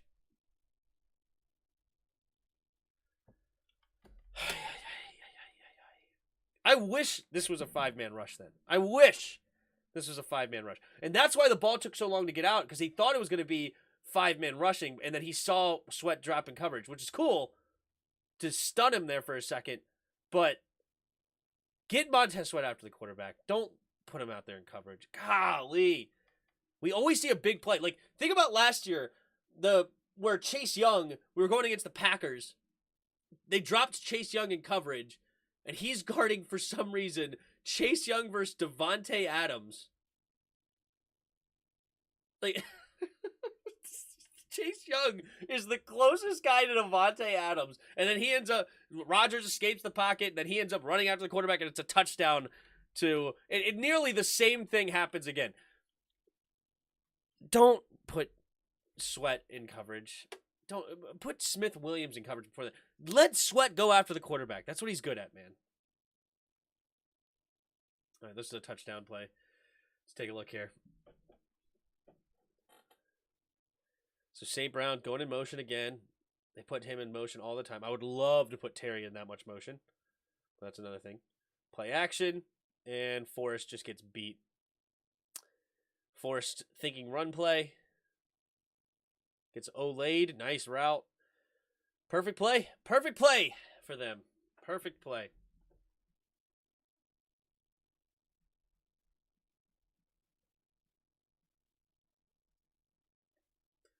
Do we want to see Dax Milne return another one?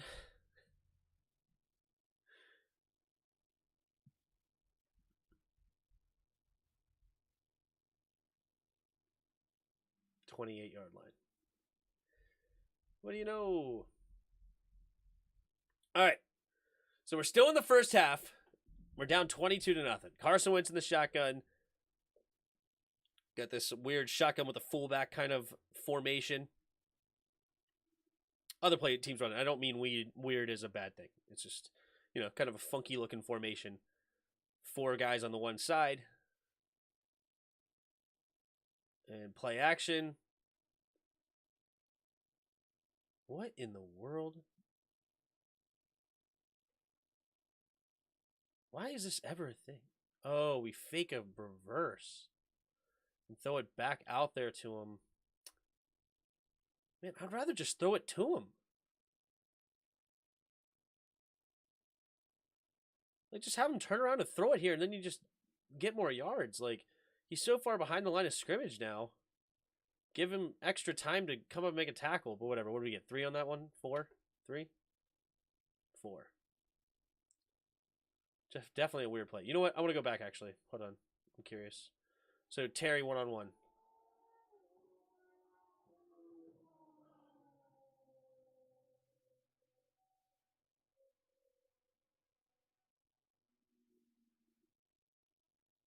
Bruh.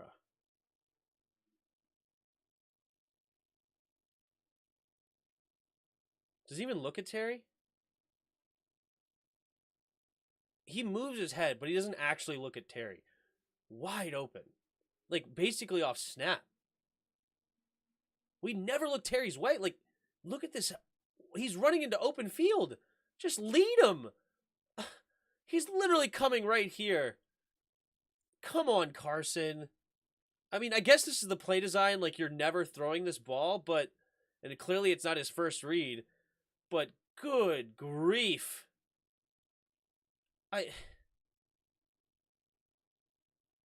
mean, that's sad.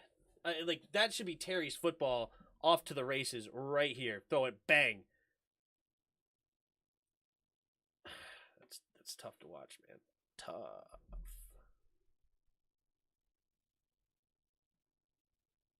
All right, 2 running backs in the backfield. Carson takes a snap. Play action again. And throwing it out of bounds. See what do we got here?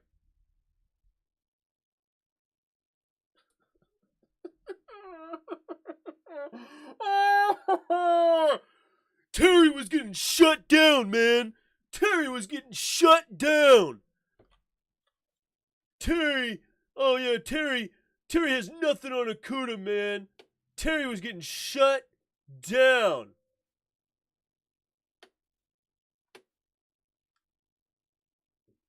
I'm just curious from the end zone view here. Can we see the gap?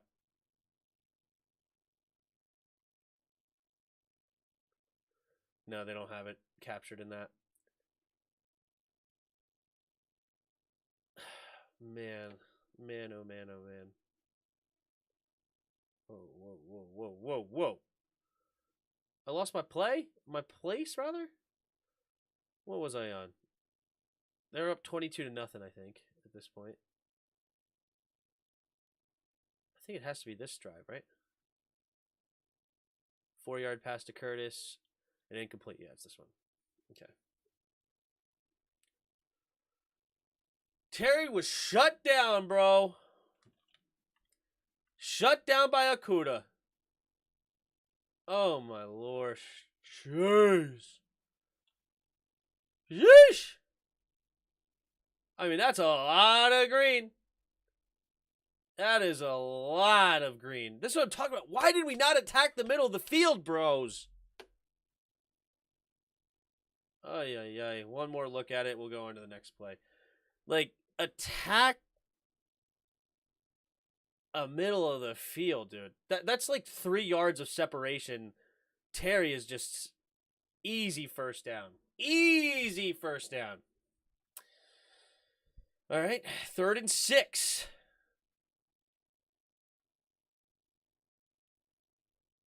We did at least get the first down here. We at least got the first down. But again, right here, right on my mouse. Bang. Oh. Right on my mouse. Wait, no. Next play. 3rd and 6. Right here. Bang!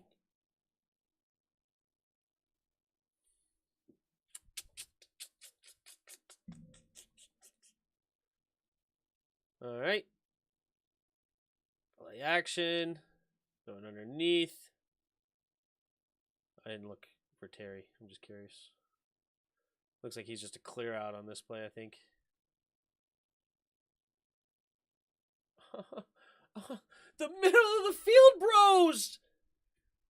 Middle of the field! Carson! Like, why are we not attacking the middle of the field at all? Right, look, right here, this main of the Lion. Bang!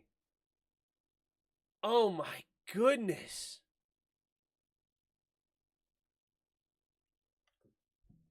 Like, literally, I said before this stream even started, I was like, I want to attack the middle of the field in this defense. That's what I want to attack. And just look at these plays over and over and over again.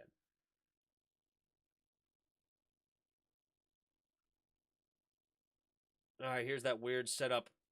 And now we decide to go deep, but when Cam Sims is in the game, Cam Sims never locates the football. You're cool, I guess. 3rd and 8. 3 receivers to the right. But moral of the story, Jeff Okudah shut down our boy Terry. All right? Remember that.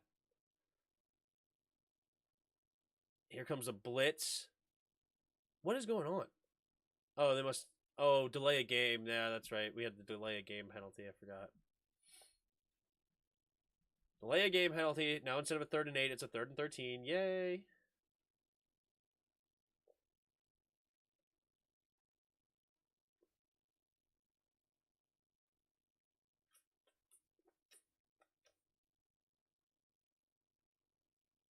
Blitz coming.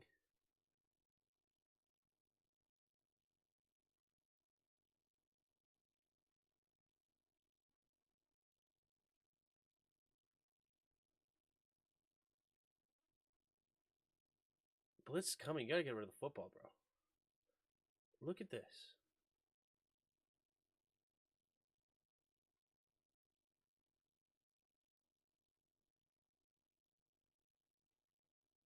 Just throw it to the play button, bro. This is Curtis Samuel. Let him work. Catch it and run. I mean, look at how much field. If he just makes this one guy miss, who knows? But I don't think Curtis looked back for the football. Curtis, man, you got to look back for the football. Like, this right here, just throw it to me now. Just throw it to me. Give me the football. I'm going to run for the first down. Sitting an all-out blitz here. And we literally don't even get the football off. Like, why is this not an immediate pitch and catch 20 yards downfield immediately as far as, like, not the throw, but throw it to the play button and hit him in stride, and he's off to the races. If Jahan comes up and makes a block here after you get this, he could be up the sideline. Oh, my gosh. This Lions defense is not something to be afraid of, and yet we can't do nothing. We don't even get the ball off with literally 13 yards of separation. We're at the 50. He's at the 42, and we don't get the ball off.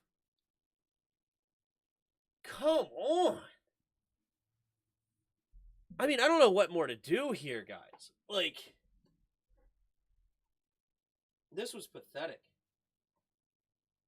And it's clearly not coached. Because Carson doesn't throw it, but Curtis doesn't look. Like, where's the coach that says, hey, if they're bringing all-out blitz, turn around.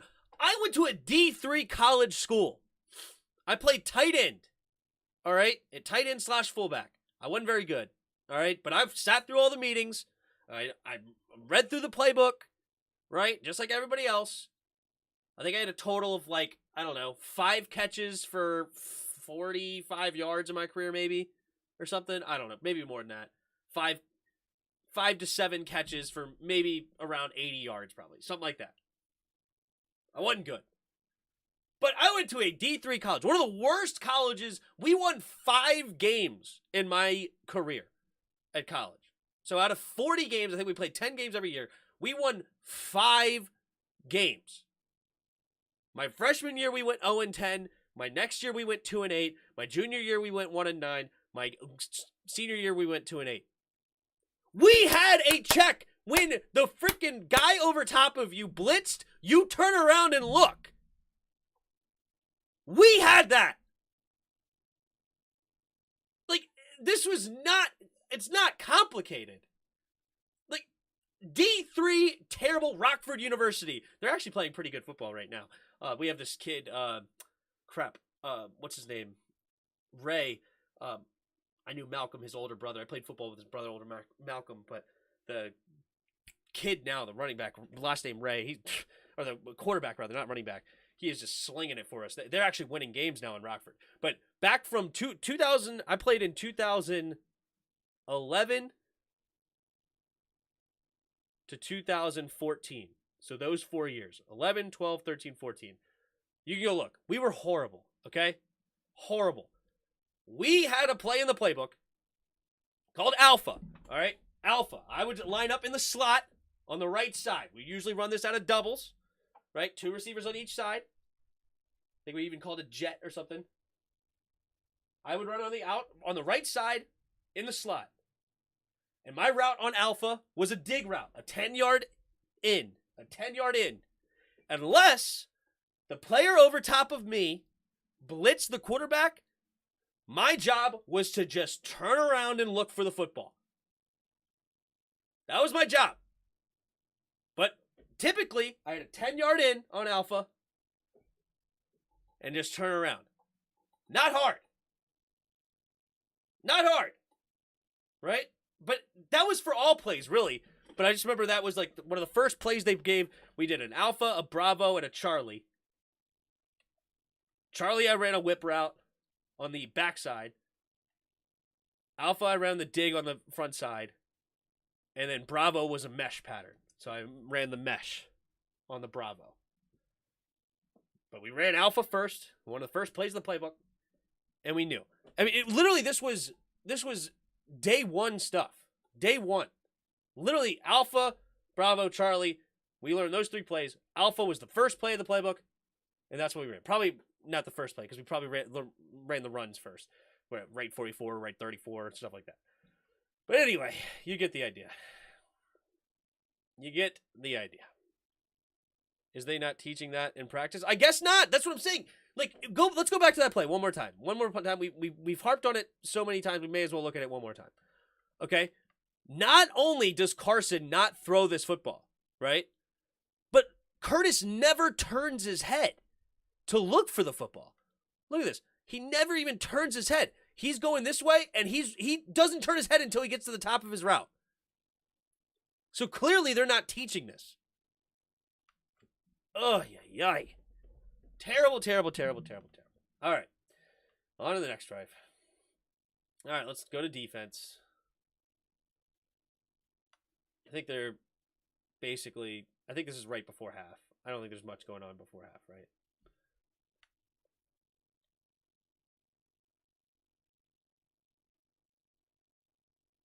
I think they run the ball here. And the clock runs down, if I remember right. No? They don't score here. It's already 22-0. Oh, yeah, the pick. Oh! This is dropped by St. Juice. This is actually pretty good defense. Oh, just a dropped interception. Come on. You gotta catch that, bro. Forgot about that play. Hopefully you guys are enjoying the stream. If you haven't already, hit that like button. Subscribe to the channel. All right. So fair caught by Millen at the 20. Let's see what the offense has on one more drive, I guess, right? Let's look.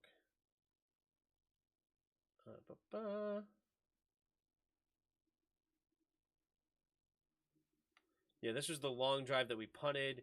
Then that was this one. So we have a 7-play drive here. We have a 7-play drive before half. 2 receivers each side. Pumping. All right, so this one, you know what? Fair. But I like the play call at least. We're running some slants. Nobody's open. He finds underneath quickly. The ball's out fast. Look at that. We're running 2 slants. 1 slant, 2 slant. That's the direction he's looking. Right? This guy's with him. This guy's got it covered up pretty good. Oh, well, actually, maybe he should have thrown this. The separation here, yeah, why not throw this? Because he's coming with him, so it's not like he's hanging out backside. This ball should be thrown right in here. And he pumps it. Let's go back and look. Does this guy come off and make him think he's going to pick it then, I guess? No, not really. Man, I would have thrown that. I thought it looked like Jahan beat him. Or Terry, whoever it was on the outside. Kind of looked like he beat him. Why not throw it? All right, hurrying up. Hand off to McKissick. McKissick just trying to get what he can.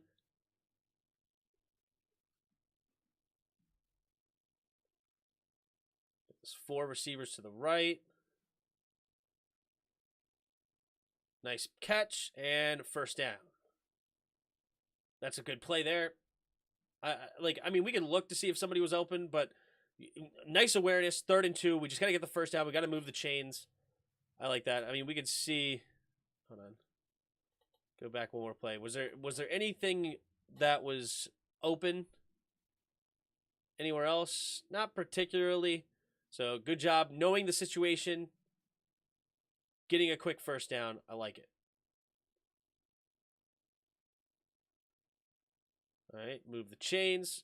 2 receivers to each side. The screen pass. Oh, that Terry dropped. Terry dropped here.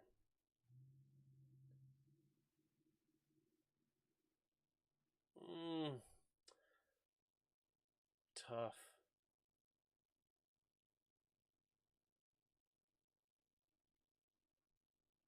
Terry's got to catch that, right? Of course. Down goes Wentz. Anybody open here?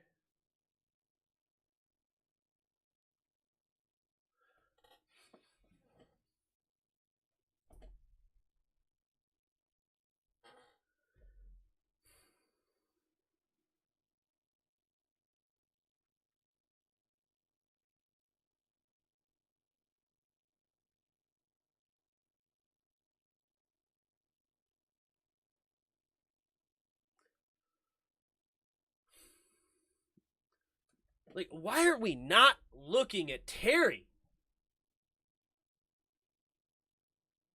Like, his eyes are this direction. You have one-on-one defense with Terry.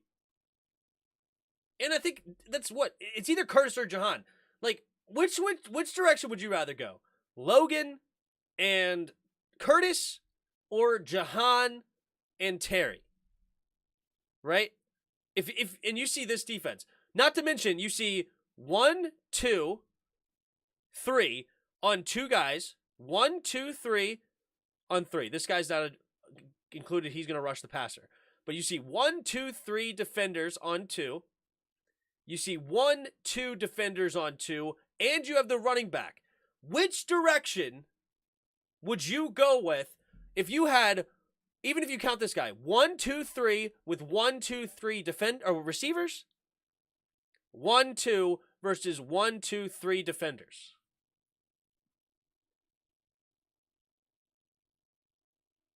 Like,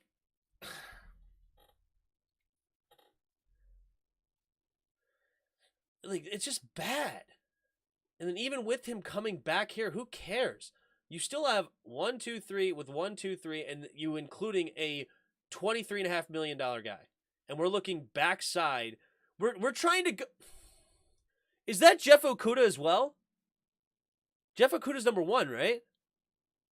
Dude. Oh my God. This is a 4th string corner then. Because the 2 other corners were hurt. Aurier and Melifonwu were hurt. So this is not only Terry McLaurin. Not only Terry. But this is Terry going against a backup to the backup.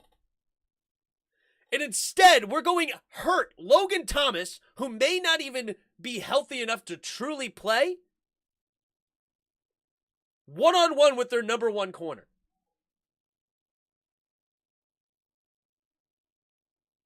What are you doing? Like, this has to be coached. This has to be coached. Has to be. Because we saw the same thing all year with Taylor Heineke last year. We saw the same thing. This is literally Jeff Okudah with Logan Thomas, and that's the direction he's looking. And instead, on the backside, let's go back to the other side, other way. And instead, we have Terry open for a slant. This is what we have. This is open. This is open. This is open. This is open. Like, you have the numbers. You have the corner. Like, like this is a high-low concept a little bit, even though it's not really a super high. But you have the swing pass and you have the corner. Or you have the slant. You have the slant and the swing. This corner, like, my coach used to call this the FU route, right? The FU, or the FU concept. No matter what the corner does, he's effed. If he runs with the receiver, he's effed. If he runs with the running back, he's effed, right? It's the FU combination, right? Because he's either going to leave the receiver open or you're going to leave the running back open, right? Like my coach would say, this is the, the F route or F concept.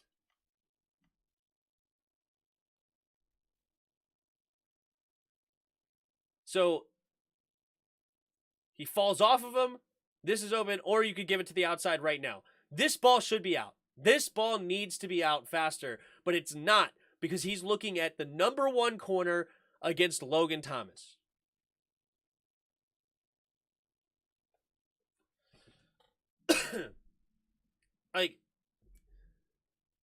But hey, got to move on from this game and move on to Philly. Yeah, I mean, we're going through the film right now. It's only Tuesday. Tomorrow for Skins in the Game, we'll close it out with J-Dubs, and we'll move on. Unfortunately, I have not gotten a Philly fan. I messaged a few Philly people. They didn't answer. I don't know if somebody wants to give me a Philly fan to reach out to bring on tomorrow, but right now I don't have one for tomorrow. But anyway.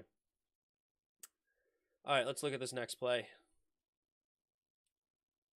After the sack, I'm sure this is not much. Was another screen pass or something? Yeah, just throwing it underneath. Check down. Get what he can. Is what it is.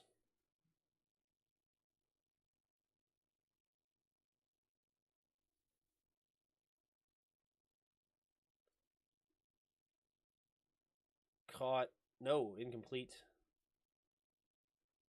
This is basically just 2-minute offense for them. I don't really care about playing far off. This is fine. We just don't want to give them anything wide open. Good coverage there. And we can go on to the second half. Because the next drive is nothing. Yeah, they get no yards on that one. 4 plays, 1 play into half. All right. Now we at least can watch. Let's watch the offense now. Let's watch the offense work a little bit, right? That's where Scott needs to tell him in his helmet, right? Yeah, like I don't know at what point does the communication between the coach and the quarterback stop. I can't remember, but all right, let's watch the offense hum a little bit, okay? Now we're here, 3 receivers to the left. So I guess Carson Wentz finally decides, all right, I'm going to try to find my receivers. So handoff up the middle, first play. Not bad running. Did he miss anything? I don't mind this. Just got upfield. I think he got a gain of like 4. Yeah, not bad running there by Gibby. 4 yards. Fine. All right. At the 15-second mark. Okay, yeah. So 15 seconds left on the play clock is when it stops. I don't know. Maybe those were then too late, but that's good to know. Good to know. I didn't remember anymore. They can't keep making these mistakes if they do watch film. Yeah, I mean, I don't know, man. I guess that we don't have any hot routes, which is pretty frustrating to say the least, right? Okay, let's take a look here. What do we got? So 2 receivers to each side. We got Carson Wentz. We got a little cover 2. Press man corner here. Well, I don't know about man, but press corners at least. 3 linebackers over the middle. Little underneath concept. We're going to run an out route here. Ooh, Terry looks like he has the numbers here. Or whoever this is, Jahan. Yep, he goes for it. Jahan makes the play. Nice throw. Look at that. We got a receiver open. But we also, a big difference here is that we had some protection. That's one thing right here, right? Like, Aiden just got washed. And got good protection on this play at least.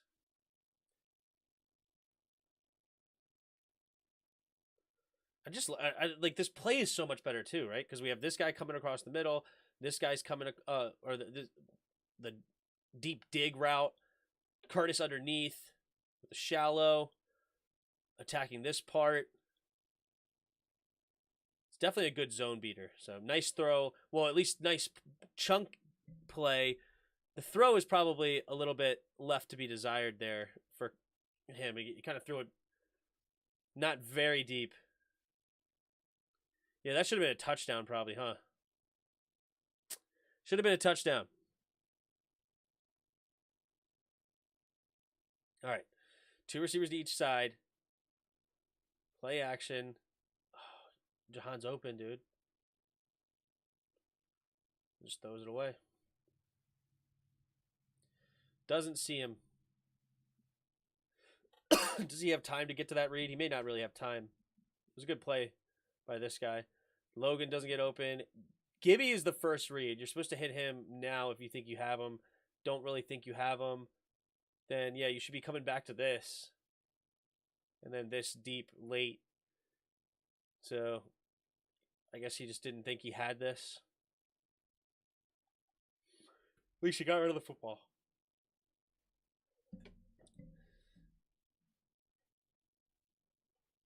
Okay.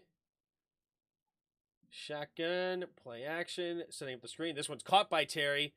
And a somewhat decent game. Was it like 5 yards? Setting up 3rd and 5. Yep. 3 receivers to the right. Carson. Only a 4-man rush. Better protection. And he finds a nice floater to Curtis. Beautiful catch. Does he get both feet in? This is something I wondered during the game. Did he actually get both feet in? I think he does toe tap on that one. Good throw. Kind of got his man killed, but oh well, what are you going to do? He also had this. This is a thing. Oh, never mind. He's not running the post. He's running the post. He cut it over the middle. All right, but anyway, good throw by Curtis, and we score. Second half, it's like, wow, wait a minute. We actually have receivers we can throw to. Like, it's amazing, right? It's amazing. All right, and the defense is going to get off the field here.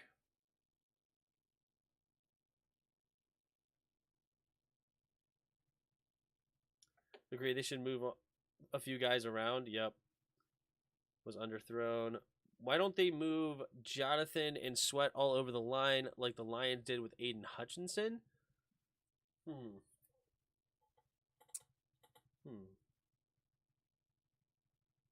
see that with other teams as well. But yeah, Aiden Hutchinson definitely moves all across the line of scrimmage. True. That's a good, I mean, obviously, yeah, I don't see why not. I don't think that hurts you at all. This offense is a deep shot, is deep to short reads. Yeah, I guess so. I guess so. But on that play action, it's supposed to be the running back's the first read.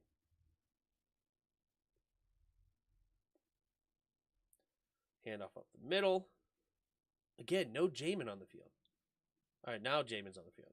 Why is Jamin not in on the first down? Do you see that? We see that all the time. Like 1st and 10 is apparently the David Mayo down. Why is that? What up, Duris? Handoff. Who's that? William Jackson does not know how to tackle very well, huh? All right. Under center, 2 receivers on that side.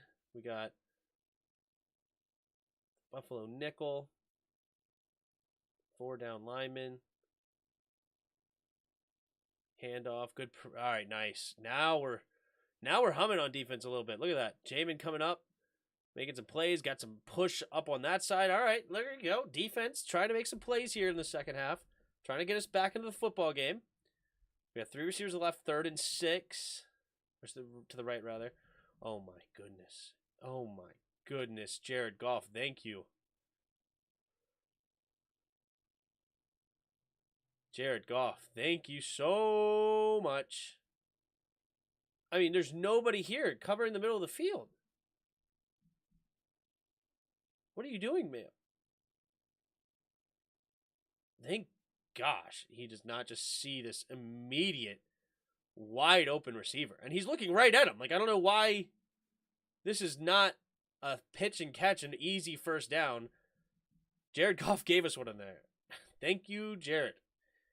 Jared, I appreciate it. So I wouldn't say the defense really shut anybody down, especially on 3rd there. That was just all on Jared. Appreciate it.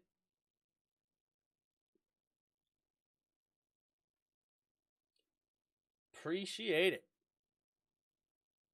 Got to get the run game going. Yeah, we had no run game this game against a team that allowed 4 rushing touchdowns last week and like 6 yards a carry. We couldn't get anything. All right, here we go. Tight end on the right side. Here comes a blitz, it looks like.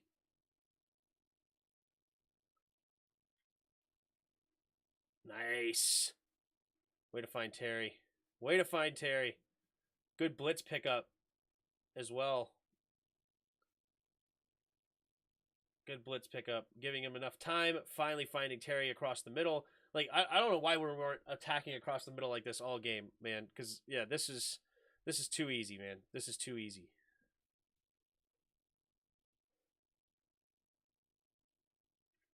This is too easy. Handoff to the right side is Gibby. Cut it up. Nice running there. All right. A couple of nice runs. Let's go look at that again. But look at... What do you know? I didn't realize this at first. But, I wonder what changed. I wonder what changed here to allow this run to happen. Maybe it's because it only is 1, 2, 3, 4, 5, 6 guys in the box. This guy is guarding him. Only 6 dudes in the box here. And we're running to the right side. We actually have the numbers. And we run the ball, and it turns into a nice gain. What do you know?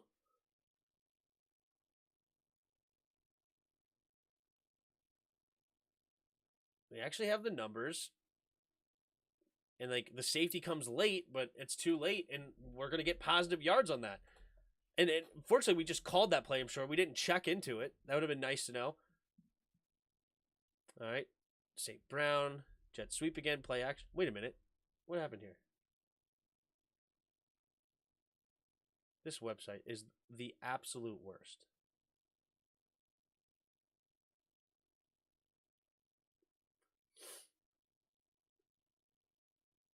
This is 2nd quarter. 3rd quarter.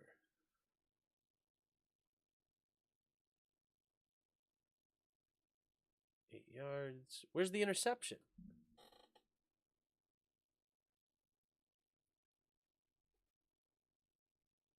Huh. Weird. They don't have the interception. Okay. Huh.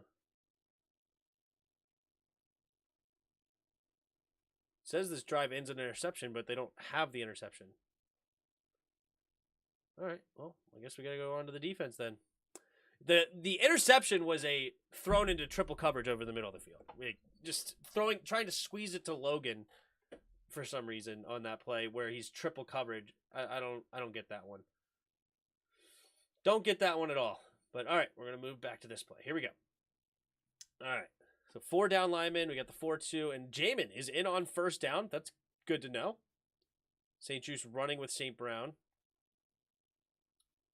Play action, getting underneath. And nice tackle by Derek Forrest. Derek Forrest is not a bad little player. I like him. Like, he's not great, but considering where we at in the secondary, I don't hate Forrest and how he's been playing. But I just don't want Forrest on Amon St. Brown. That is just not the matchup you want to see. But put him on the tight end. Like, he did well against Evan Ingram last week. Like, keep him on the tight ends, and I think he could actually play pretty decent. And he's got great speed, great athleticism. He's not afraid to come in and hit big. Like, it's not bad. It's not all bad with Forrest. Just don't put him on Amon St. Brown. All right. Goff in the shotgun. Drops back. Throwing it to the right, and there it is again. There's Derek Forrest on Amon St. Brown. I say I don't want it, and I get it immediately. Is this man-to-man defense too? Or is it zone? Yeah, it's man-to-man. This is too easy, man. Like, St. Juice. At least it's a receiver, though. At least it's a receiver. But just don't put Derek Forrest on St. Brown. No, wait, here's the tight end. We got to be able to adjust, guys. Come on. Defense has got to be able to adjust. Switch these. Switch. William go in, Forrest go out. That's just how they've lined it up. I don't care if you're giving away man-to-man. You can't just leave Forrest one-on-one with St. Brown. Come on. Switch this. Have an understanding. Think with your noggin and say, hey, why do I have William Jackson with Hawkinson and Derek Forrest with St. Brown? Why? Switch it. Let our top highly paid corner guard their number one receiver. Instead, we have him running with TJ, and it's just frustrating, dude. Do you think Terry missing OTAs hurt him and Wentz working together? I don't think so. It seems like it's Scott Turner's offense, man. Tim, if you don't let this crap go, it's only one loss against the Lions. We're going through the film, man. We're going through the film. I can't do it on Mondays because I do the play-by-play for the Monday night game. I can't do it Sunday night because it's the game, or we do that game. Like, the Tuesdays is going to be the film day now. It's not, like, we're just going through and seeing how we adjust. And one adjustment we need to make is William Jackson and Derek Forrest need to switch here. If you're going to put the tight end on the outside, put Forrest out here one-on-one with the tight end, William Jackson on the inside. Goff takes the snap, and easy money. You're only making yourself angry by looking at the film. I want to know. Look, you hear things, right? You hear things like Terry got shut down by Jeff Okuda, bull malarkey, right? Like you hear, it's one man mistake here, one man mistake there, like, and you also don't know who the man is, right? You don't know who to blame on a lot of these plays. Now it turns out there's a ton of men. It's not just one guy making the mistake time in and time out. But you want to know these things. Like, what is Ron talking about where it's like one guy gives up? Because he's not naming anybody. Like, who is making the mistakes? It's something we want to know. But anyway, I don't need to explain that anymore. You understand it. All right, here we go. Under center, Jared Goff. Guy in motion. Handoff up the middle here by Swift or whatever. Or is it Williams? Either way. Nice play. Nice play on defense at least. Only giving up 2 yards. I like it. Oh, here's the big one. Here's the big one, right? I think this is the big one. No, okay, good. Oh, almost picked. Good coverage on the back end, I think. Cole doing a good job getting out there with the running back. Will Jack hanging out with number 4. St. Juice getting over here to St. Brown. Not much there.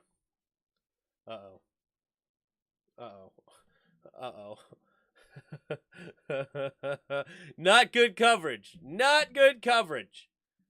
Yeah, Kendall Fuller. Kendall Fuller gets turned around more than anybody you ever see. Like, good grief, right? Like, look at him just completely get his hips flipped around. Kendall Fuller here. You're playing so far off and you still just have no trust in yourself.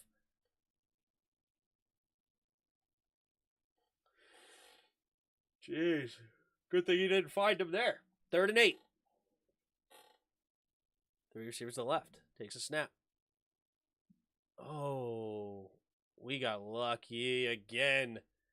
Why? Because Derek Forrest is again one-on-one with St. Brown. It's zone defense, though. Nobody covers this zone. If he comes around here, good thing Payne allowed some pressure, I guess. Because otherwise, yeah, that could have been an easy first down. Beautiful tackle. This is what I'm talking about. Derek Forrest can come up and lay a hit. He does not allow TJ Hockenson to get up there and make a first down. That's what I love about some Derek Forrest. And especially against tight ends, he comes up. He's not afraid to lay the hit. He's way faster and more athletic than any tight end in the league. The guy runs a 4.3 speed, elite athlete, right? Coming up and making the hit. Keep him with tight ends because that's a beautiful stop by Derek Forrest. Love to see that for Derek. Just run with the guy. Don't turn your back for no reason. That's what I'm saying. Jeez.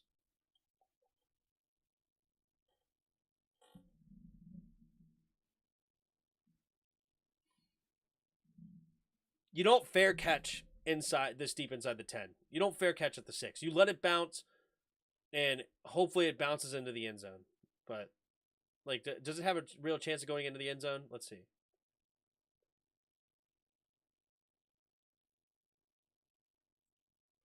Like, you stand right here and let it bounce.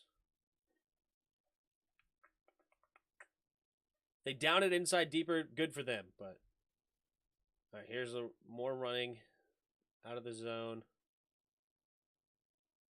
Offensive line just got punked a little bit.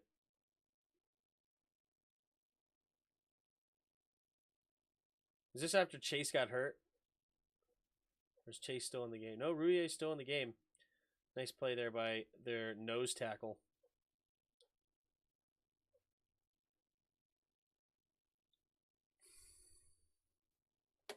Here it is again. This guy's going to blitz. Turn your head, and it's an easy completion. This should be making them pay for that every time. And especially with him running deep, fine, if you're going to come screaming up like that, freaking throw it right here. Float it up there and let him go run underneath it.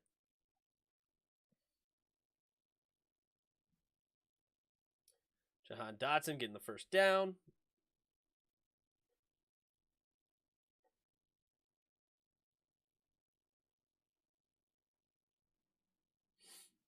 Ooh. Oh, I'm losing it. Losing it. Nice throw here. It's a little bit underthrown, but it gives Terry an opportunity. I like that. And it's a first down. Let's actually go back and look at that route. Just, I don't like all these deep routes. Oh, ooh, this was even underneath. Potentially. Like, because this is tough right here. But he gives his receiver a shot. He knows where he's going to go. He knows where he's going with it. He sees the safety has his hips turned the wrong way. Right? The safety hips turned this way. I'm sure that's exactly what Wentz was looking at. Saw the safety with his hips like this. He's like, yo, I'm throwing it out here and giving my man Terry a chance. You know, I think he thought that Terry, I'm not sure what the route is supposed to be, but I think he was thinking that Terry was going to run this more flat across the deep portion here. But I actually love that because he saw the safety with his hips the wrong direction. Give his boy a chance, especially with not being guarded by Okuda. Come on. Too easy. Running the ball to the right side. Not much there.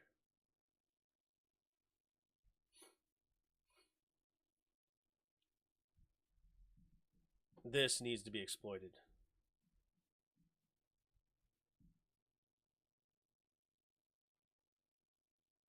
Oh, that was a nice play.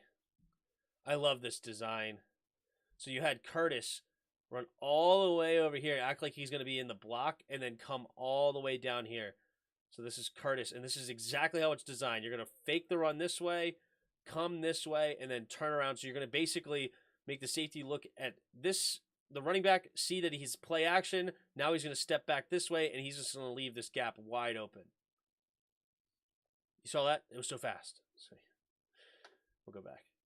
So Curtis coming here. He's just going to act like he's going to be in the wash of the blocking. And then, look, he turns this way back to this and then leaves wide open. Beautiful play design there by one Scott Turner.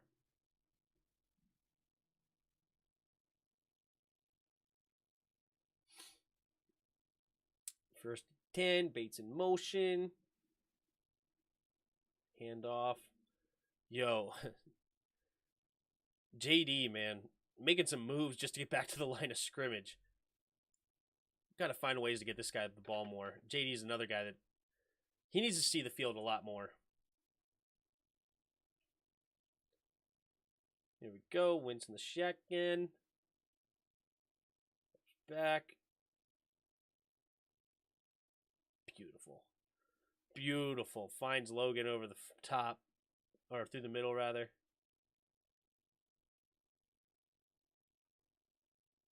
That is a tough throw to make. That is a tough throw. It's triple coverage. As far as like this guy here, like that's a small, tight NFL window. And he sneaks it in there. Touchdown, Logan Thomas. Tough playing right there. Imagine Carson Wentz. Imagine, is Chase done for the year? That's what I'm hearing, unfortunately, DRG. That's what I was saying during the game. Why didn't he fair catch? Yep. What's up to him? What up, Gabe? Imagine Carson Wentz in the Pro Bowl this year. Could happen. He's second most yards in the league right now and tied for the most touchdowns. I thought the NFL Game Pass didn't work. Yeah, so I literally had to, like, that video I shared, I literally had to make a new account and pay for it again. That's how I'm watching it right now. Like, for some reason, my original account is, like, corrupted or something, but I had to make a new account, pay this $80 or whatever it is again. So that sucks. I hate all this shotgun, get under center. I mean, I don't mind the shotgun. Yeah, man, Chase's career might be about over. I don't think so. Chase Roulier is pretty young, isn't he? Is he really that? He's 29. I mean, he's got a few years left.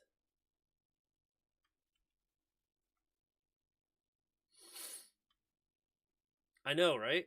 Dang, you got money like that? Well, I wanted to do this with you guys today. I said I was going to watch the film with you guys, and I'm like, well, crap. You know, like, I'm not going to just cancel it just because of stupid NFL Game Pass, so I had to pay for it again so I can hang out with you guys and watch this film. So, appreciate guys like Merle, you know, supporting the channel as a channel member, giving $1 a month, helps out towards these things. But really, I just wanted to hang out with you guys, watching the film, seeing it for ourselves, you know? What do we think about it? All right, so we went for 2 at the touchdown, and this is Jahan Dotson. I think he's right here in the slot. Oh, that's a great play. Great play. That is a nice play design. So he has Logan. So him coming in, so they're focusing on him for the jet sweep motion. Logan's going to go this way.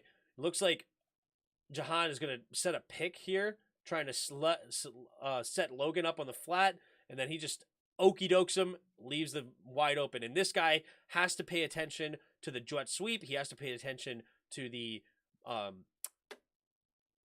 play action. So the jet sweep action, the play action, has to pay attention for here. So this middle of the end zone is just like impossible for them to just ignore the jet sweep, ignore the play action, and ignore the potential quarterback run to then just say, nope, I'm just going to stand right here because I know a guy's going to be here.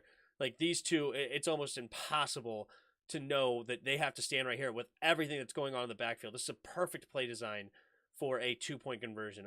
You love to see exactly this because, yeah, you could hand it here or, you know, take the snap, hand it to him, run it yourself, and then bang, right in the middle of the field. I mean, that's so tough for any defender on that one.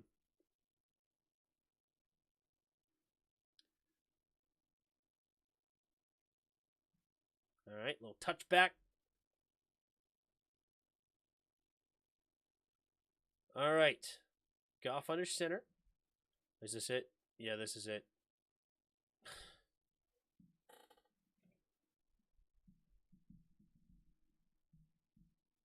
William Jackson is overpaid. William Jackson, big time overpaid, baby. Big time. Like, you're not even paying attention at all. Like, your eyes are not in the backfield at all.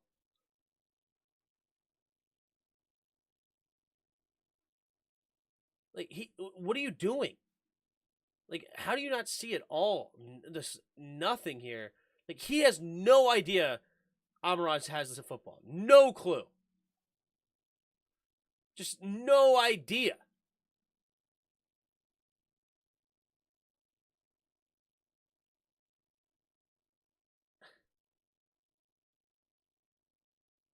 I can see why the Bengals didn't want him. Yeah. Like, good grief. He is clueless.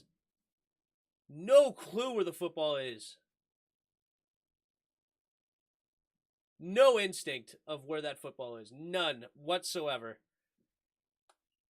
Jeez.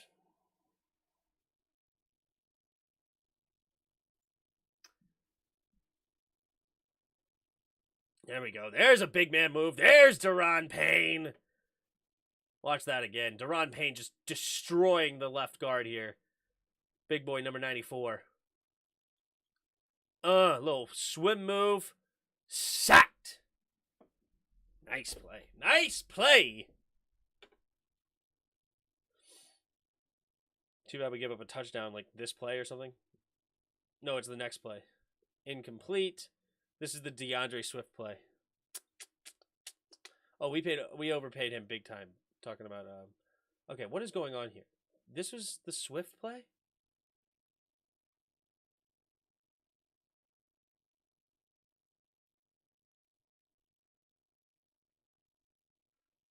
Why did I think we did not have this many guys in coverage? 1, 2, 3, 4, 5.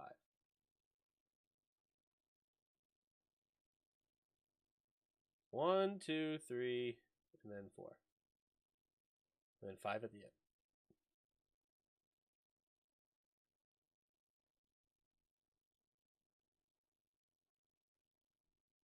This guy was running lazy too. Like, what are you doing, Jeter?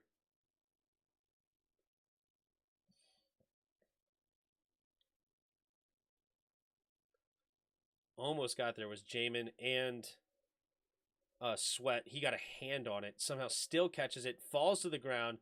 Gets up. This is 3rd and 15, by the way.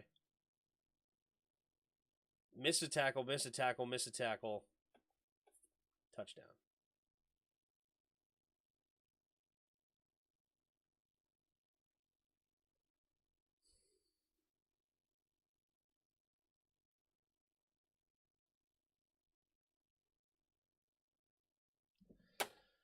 Jeez Louise, man. Jeez Louise. What are you going to do? What are you going to do? All right, Bates in motion here. Trying to answer here. The ball needs to be right now, right here.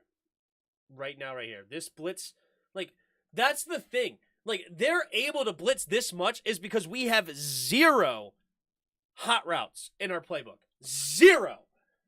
Goose egg, nada. We have seen so many blitzes out of the slot. So many, and we are not punishing them at all. At all.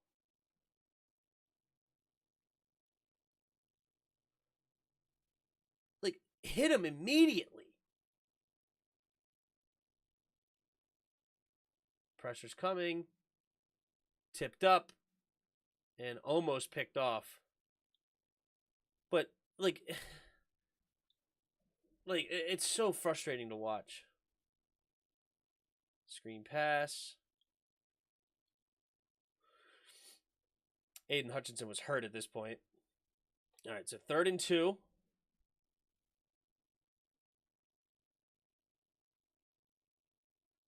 And we got the first down pretty easily on that one. Just get what you can. I don't think he sees it, maybe. But, well, no. It's more than just you don't think he sees it. The reason he doesn't throw it is because it's not in the playbook. It's not a part of the design. And how you know that? Like, we'll go back. It's more than just he doesn't see it. It's more than that. There's a very important part here. Going back to this play. Oh, I didn't mean to hit the back button on that. All right, going back to this play. There's a very... this website is the worst website on the planet. Look at his head. He never looks back for the football. Never. Watch his head. He just goes. Look at his head. He never turns his head. If it was in the playbook and Carson's just missing it, you would see the receiver just turn around. You just see it right there, quick. We just don't have any hot route in our game. Any hot route. What up, Hassan? Just get what you can. Get the first. Like that by Gibby.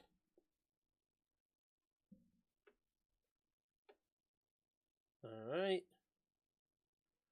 Carson under center. And here's that jet sweep. Beautiful play on 4th and 1. Beautiful play. I like that call. Get your best player the ball. I love it. Tim, you need to be a coach for high school or college? Thanks, man. Appreciate the kind words. Good, just relaxing. Good. Yeah, QB and receiver definitely need to look at that. Here's this play action. Sitting here. Open again. Oh, I hit the wrong button. Hit the wrong button. Terry. Or is it Jahan? This is Terry down here. Jahan just open on this play. Hits it over to Bates. Bates catches it. Nice gain, but could have been bigger. But I'm not mad about it. He hit his first read because it was open. That's fine. Hand off to left side is Gibby, and nothing on that play. Nothing.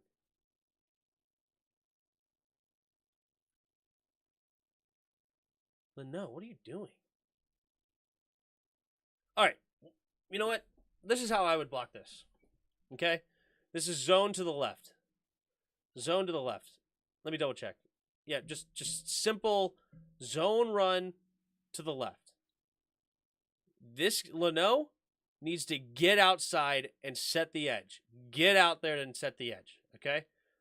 This guy needs to help with the double team. Chase Rouillet is going to come up to the left side. This guy needs to put a hand on his right shoulder. So his right hand should be on his right shoulder to help get a little bit of push. So that means Chase Rouillet can overtake this block, and then Andrew Norwell can then move up to the second level, right? And he may end up with Leno running out this side. If he comes in and stunts in, then Norwell will end up running into him, and Norwell will just take on this block. And that means with Leno, if he got his right hand on his right shoulder cutting in, that helps with a little bit of push. And then Leno just comes around the edge, and he will end up blocking this linebacker. If Aiden Hutchinson stays upfield, this means he needs to come and set the edge, right, and push him. And if he wants to run outside, then he's just going to keep washing him outside. Just wash him, right? And now this linebacker is going to try to come in. Well, that's where Norwell comes back into play. His right hand on his right shoulder allows Rouillet to come up and clean up the block, and that frees up Norwell to come block at the second level. I don't know what Leno is doing, but he never gets any outside movement, and that just allows the linebacker to come up and make this play because Hutchinson just blows him up. Norwell has nowhere to go now because since he did not wash, he being Leno, Norwell has nowhere to go except running into him, and now basically two guys are blocking Aiden Hutchinson, and nobody ever gets off to the linebacker. Now, let's watch. This linebacker is basically going to be free. It's just free. That's free time for Malcolm Rodriguez, I think who it is, the 5th-round pick for them. That's just easy, right? Leno needs to get outside, but watch him stay in, and now Norwell has nowhere to go, right? Norwell has nowhere to go but to run into Leno. That's it. There's nothing there. Like, this is all on Leno. Leno needs to go this way, which allows Norwell to get out here. He's got to face up because Hutchinson's stunting inside, allowing the linebacker to come out, which means Leno's job is to get this linebacker because Andrew Norwell is going to have to take on this block. But Leno does need to help with one hand on here, but he's trying to take this block head on, which then Norwell basically has nobody to block because there's no way he's going to get to the outside. Now, there's one caveat to this, that Norwell ran the wrong blocking scheme, and he was supposed to be the pulling guard and get outside. In that case, if Norwell is supposed to be the pulling guard, he's going to pull around. Leno needs to take on this block.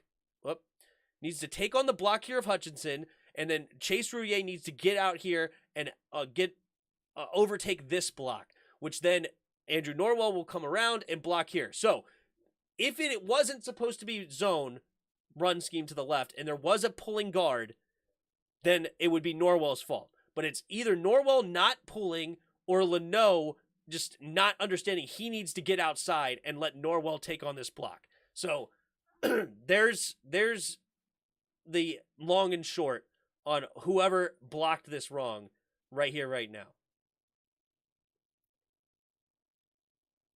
One of them did, because it looks like zone to me. Nobody else is pulling, because usually when you pull a guard, you also pull the backside guard or maybe the backside tackle or something. Maybe pull that. But this just seems to me like zone running to the left. Because also, I think if they run a screen on this side, that's an RPO then. This would definitely be zone, no pulling guard at all.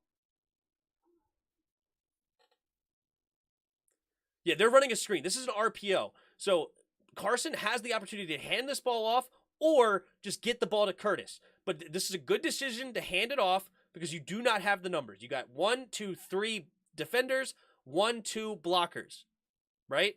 Like 1, 2 blockers, 1, 2, 3. And no, we do not need a new O-line coach. John Matsko is amazing. This is just a lapse on the lineman for whatever reason. But this is an RPO. So this just means this is zone. So this is completely on Charles Leno. Completely. So the pulling guard with Andrew Norwell, definitely not it. This is just completely on Leno, not understanding he needs to get out there and move. Then this means that Gibby could be out to the races because this is a nice block here. That's what you got, man. That's all on Leno. And we'll watch it one more time just for good measure, but now we're going to move on to the next play. This is a 2nd and 1, too. Tough. Oh, beautiful throw to get it to Terry. Oh, Terry just barely gets tripped up from behind. Akuda reaching out there. Could have been distance. Watch that one more time because it's kind of skippy. But setting up the quick throw here. Pressure was coming. Finally, a quick hot route. I love to see that, even though this was open too. And getting it. See, honestly, the hot route, it worked out, so obviously you're not going to be that mad about it, right? But honestly, the hot route probably should have been here because that's where the blitz comes from. The blitz comes from here and here, so the hot route should be in the middle. But whatever, you got the ball out quick, hot, because the blitz was coming. I like it. Get it, and you're getting it to your best player. That's another thing too. You know, like I'll forgive he didn't get it to the correct hot route because you're getting it to your number 1 player. I love that. Your number 1 receiver, get him the football anytime you can, especially when you see one-on-one. Carson. Oh, little reverse. This one worked. Carson never blocks anybody on this play. Look at Carson. Excuse me. Go look at Carson on this play. It's pretty funny. He blocks nobody. But this one works. Big time. Yep, he comes in, just gets lost, and this allows a little bit of extra space so Curtis can get it to the next level. Risky play, those reverses, but when they work, they look pretty. They're risky, though. All right. 3 receivers to the right. Snap, play action. Buying time, and somehow completes that pass. That was a dangerous throw. Dangerous throw. Let's go back to that one. I mean, for some reason, we got to look at this play because this is interesting. Why are these two standing in the same spot? Okay, this is zone defense. John Bates is wrong. This is zone. Zone, you don't just keep running. You need to sit. You need to sit somewhere in this zone. You don't just keep running out here because that's where the wheel route is supposed to go. John Bates, you got to realize this is zone defense. You got to sit, but he just keeps running, and you nearly drug the linebacker into an interception. That's what you almost did. So Bates, you got to understand, zone defense, sit in the zone. Oh, is it Logan? I thought I saw 87. Is it Logan? It might be Logan. You know what? That is an 82. You're right. I thought I was seeing 87, but that is an 82. So it's actually Logan. You're right. I'm sorry. Thank you for the correction. It is Logan Thomas on this play. I thought I was looking at 87. So, Logan, you got to realize, zone defense, you got to sit. You got to sit in the zone, and because you literally almost drug the linebacker. Watch the linebacker follow Logan and nearly get an interception because of Logan.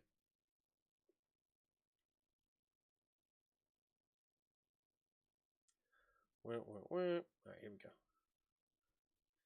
But you're right. It completely is Logan. You're right.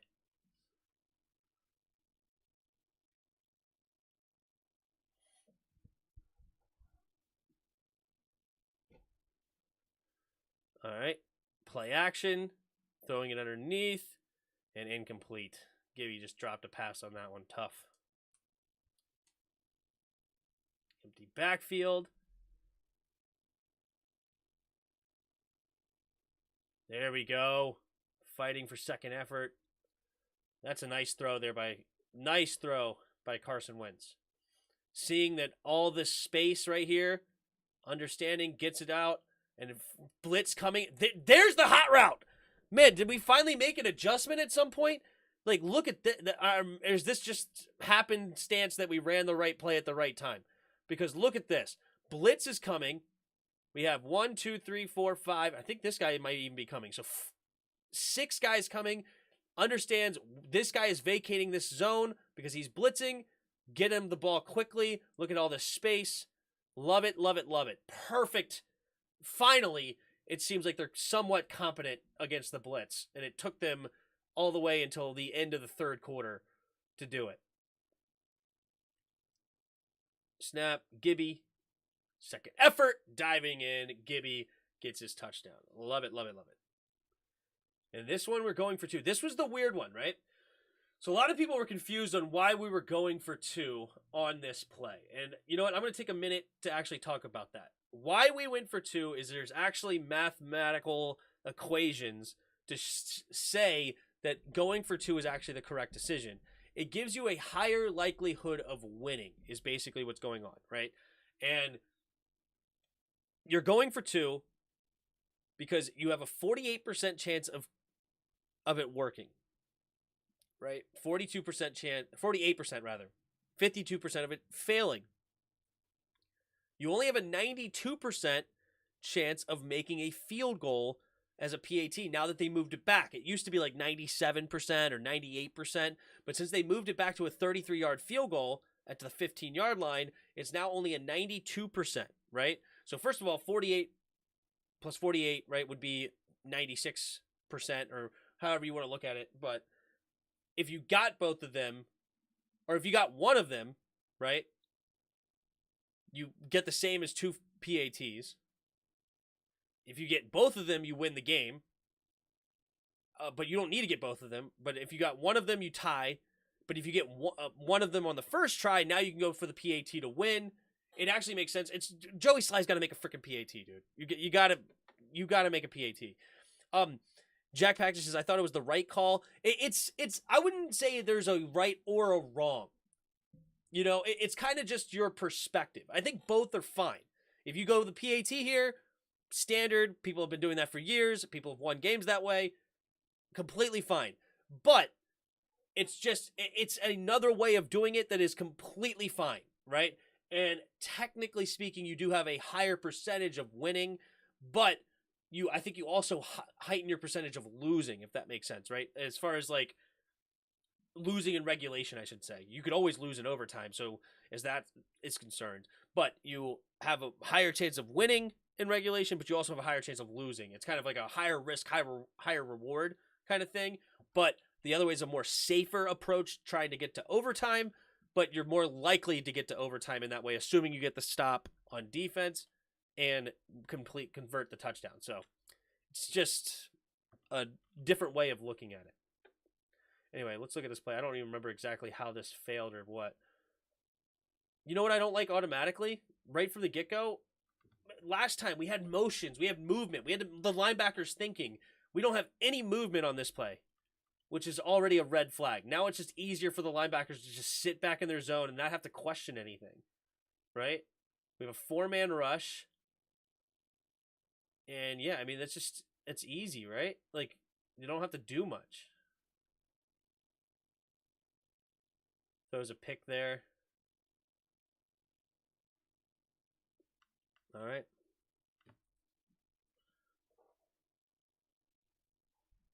But now you have to get the 2-point conversion on the next time, unless you don't get a stop here, and that's what ends up happening. We end up allowing another touchdown. Let's take a look at this defensive drive, of course. All right.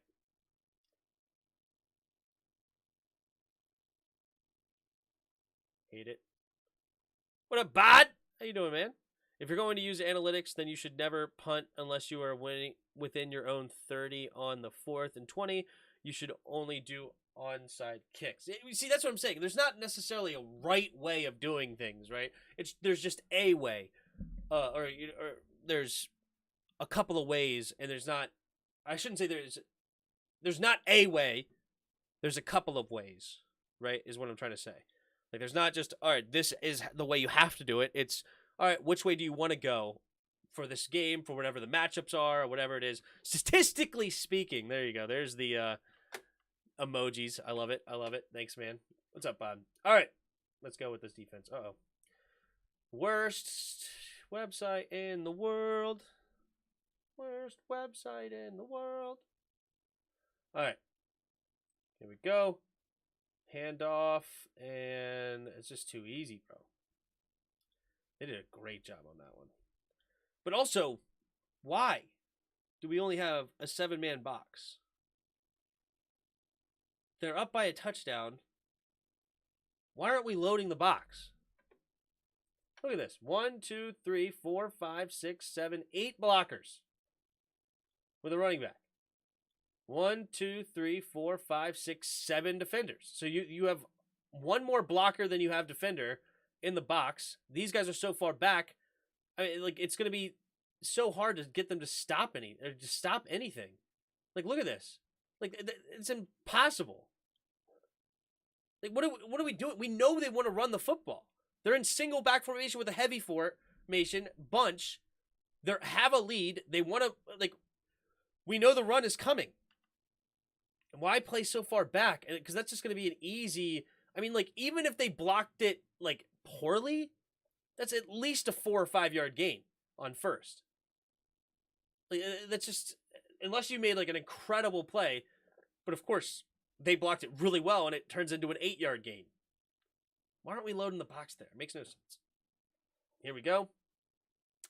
Similar I formation. 1, 2, 3, 4, 5, 6, 7 in the box. Like, why aren't we bringing an extra linebacker in? They're running the football now. They're running the football.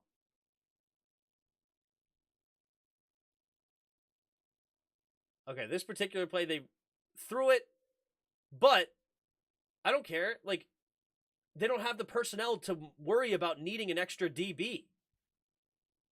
They have a fullback and a tight end, so they only have 2 receivers. Like, you can't guard 2 receivers with... I mean, I guess you do only have 4 DBs like normal. Never mind. I forgot you have 5 D linemen instead.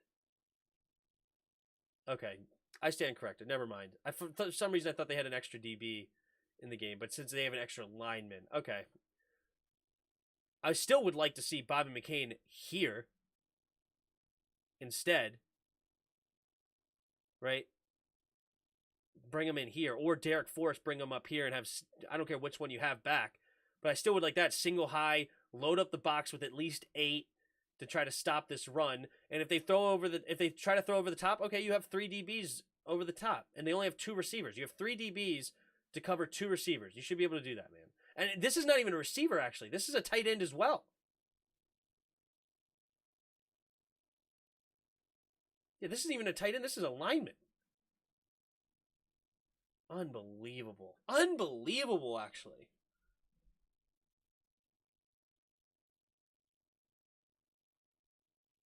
They just ran a 2-man combination with a tight end out wide and got the completion on 2nd and 2. That's gross.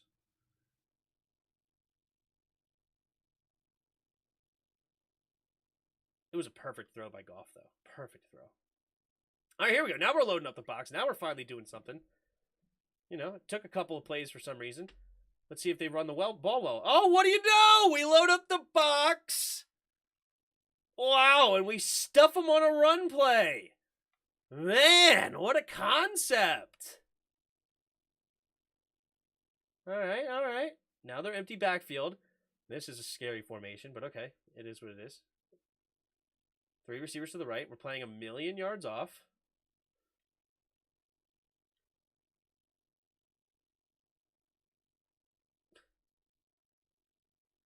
Is that St. Brown on Jamin Davis now?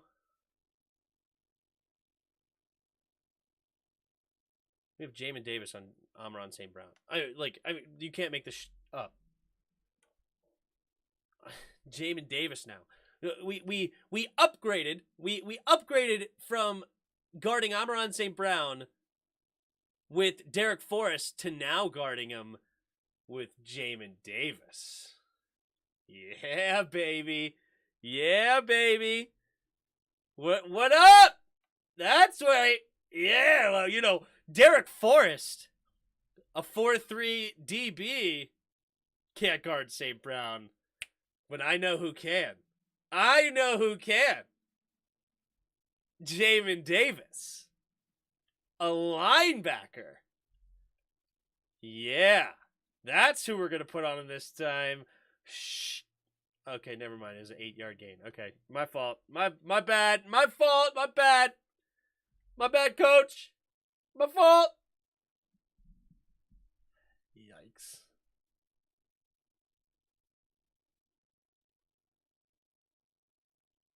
Oh, God. And then it just amplified. You know who this is? Do you guys know who this is? Do you know who this is? This is the biggest 3rd down in the game. This is the biggest 3rd down in the game.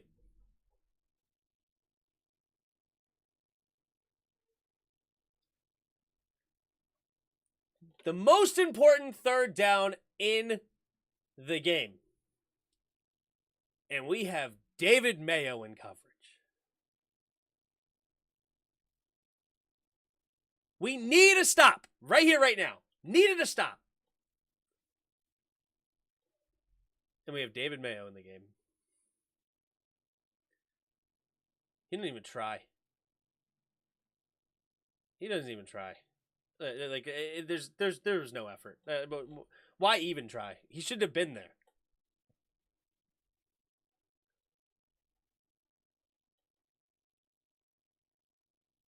Touchdown. All right, hey, you know, Kendall Fuller.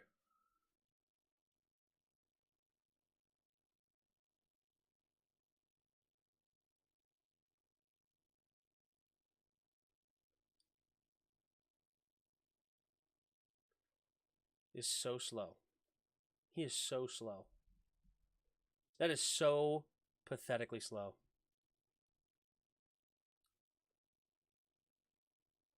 Yikes. What's the score now at this time? We're going to score one more touchdown. We score one more. I guess this is Jahan's touchdown, I think, at the end.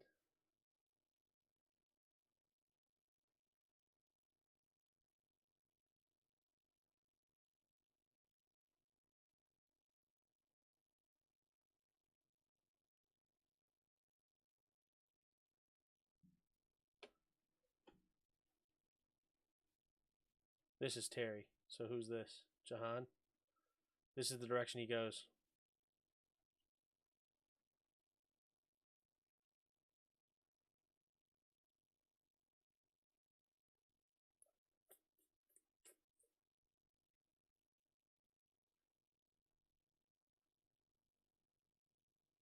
I wish this was an option route for Terry. I wish it was an option route because I would have just had him sit right here.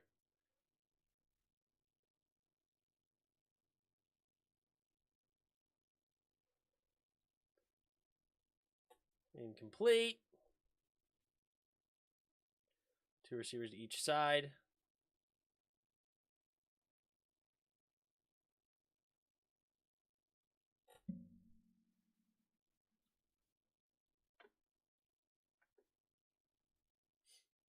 Can JDR see the field, or does he need to be put in the box? Maybe he does with binoculars or something.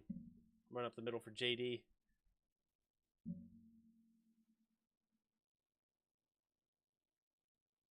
Garrison steps up. Finding underneath. Nice slip tackle. I didn't look at the routes here. This is Terry one-on-one with their backup. And he's just running to the deep every play. Like, can we run some other routes with Terry? Like, is that really how we view Terry, as just a deep guy? There we go. Quick pitch and catch. Get some yardage. All right, Terry right here. One-on-one. Let's look. Right here.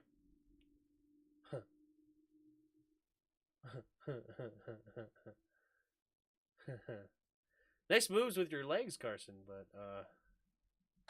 hello. Next play. Actually, let's go back. Right here. Throw it right to my pointer.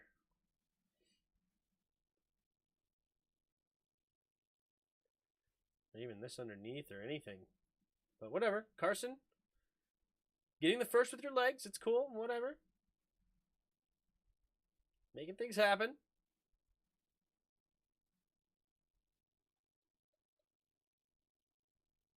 Shady. Let's take a look here at the back end. There's another deep route for Terry. It's like that's all they run with Terry. No, this is Jahan. Who's that? Is that? Oh, Terry's out of the game this way. He's like, screw it. If all I'm going to do is run deep routes, just take me out of the game. Cam Sims can run this one. Because he's open here too.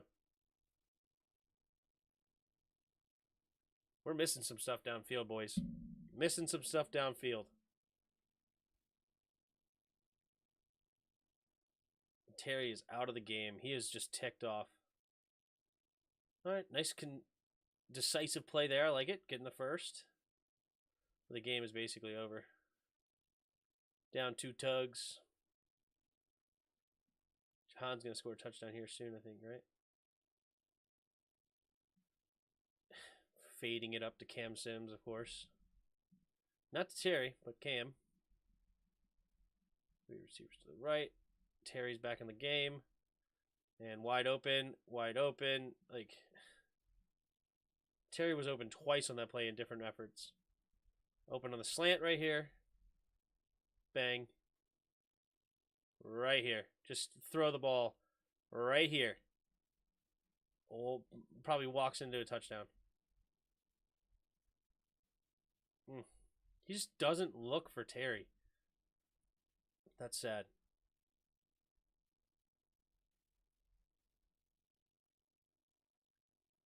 Terry was covered on that one, but Carson making some efforts with his legs. I like it. Carson definitely has the ability to get out of the pocket and make some things happen.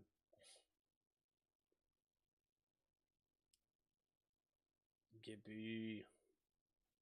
Oh, these are the... Yeah, I forgot. This drive took way too long. Alright, I don't want to see him get stuffed on first. Nice. What a catch by Jahan. Jahan's nice, dude. I like it. He's got great hands. And this is just a missed kick. and the game was over once he missed it. So, who cares about the final drive, right? Do we really care? It ended up being turnover on downs, but meh. 5-yard sack helped for sure. But game over. All right, well, hope you guys liked the little film review. Let me guys know if you guys did, and if you had any questions or anything or whatever, but hopefully you guys enjoyed it. If you guys thought I had any good insights to this or anything, like did you guys learn anything or did it help? I know that you guys at least learned what happened at the very least, but this is something that you guys would want me to do on a consistent basis. But yeah, I mean, we definitely saw the that was cool. I busted subscribe. Thanks, man. Or I just subscribed. Nice. Appreciate it. All right, so got some subscribers from it, or at least one subscriber, I guess, huh? Let's see. We got 2 new subscribers from this. So yeah, that was fun. And but yeah, hopefully you guys learned some things, or at least learned what happened in the game, and knew some things now of what happened in the game that you didn't know before. So overall takeaways from what I see is Carson is a $28 million quarterback that is unable to change the play at the lines. That is very concerning to me that he does not have that ability yet. So, that sucks a lot. The defense of miscues, in a lot of ways, I agree with Ron, as far as a lot of them were just bad plays by the defense, right? Like, as far as bad plays by individual players. The DeAndre Swift big run was on a horrible angle by Derek Forrest coming up and trying to make a tackle. It was terrible. William Jackson just forgetting that he's supposed to be playing man-to-man on a play and just completely voided that, where Amon-Ra St. Brown got another, like a 49-yard completion. William Jackson didn't see that Amon-Ra St. Brown had the football on that jet sweep on the big play, right? Like, there was definitely a lot of plays on defense that you would love back, but there's also a lot of things that you would want the coach to see. Like, Derek Forrest should never be guarding Amon-Ra St. Brown. And do I really have to say that again for Jamin Davis? I mean, that shouldn't happen. David Mayo should be off the team. Why is he here? That makes no sense. The run game wasn't great, obviously, but that was mainly due to the lineman, I think, or at least a lack of understanding of where to block, at least on that one play. And it was also just bad timing for runs. Like, we usually just didn't have the numbers. Like, that was probably more frustrating than anything, right? Like, and that's what I'm saying, is Carson Wentz can't check out of a play. And that's horrible. At this level, you have to be able to audible. You have to be, right? Like, try to be a professional Madden player with no audibles, right? Like, you can't. You can't. If you want to get to that height, you have to be able to call your audibles, right? Like, you can't just call a play and hope that they get into the defense that you don't want to see, or that you wanted to see, rather. And I gave Scott Turner the excuse last year that you had a young quarterback that, you knew the system, but you didn't really trust him to check out of things with Taylor Heineke, and, he only had so many starts under his belt. Like, I kind of gave him the excuse with that, right? Like, shoot, a year before Taylor started the season, he was not even in the NFL. He was going to school again before he got called up. So I gave him the excuse there. But now you have a $28 million quarterback, the second pick overall, Carson Wentz, 29 years old, has tons of experience in the league. He's got to be able to check out of certain plays. Has to be. So, pretty frustrating on that front.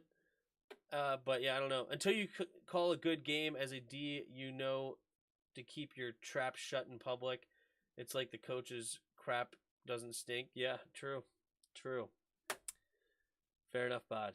But anyway, all right. Well, that was fun. Hope you guys enjoyed it. I'm going to get out of here. We were live for... So that was almost 2 hours and 10 minutes. Not bad, right? Is that true? Or is it 3 hours and 10 minutes?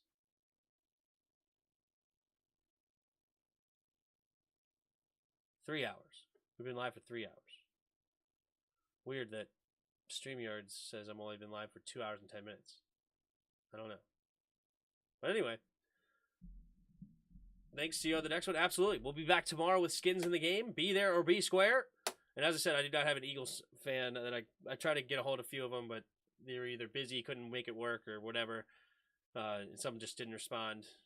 It is what it is, but it is what it is. I'll see you tomorrow. Until next time!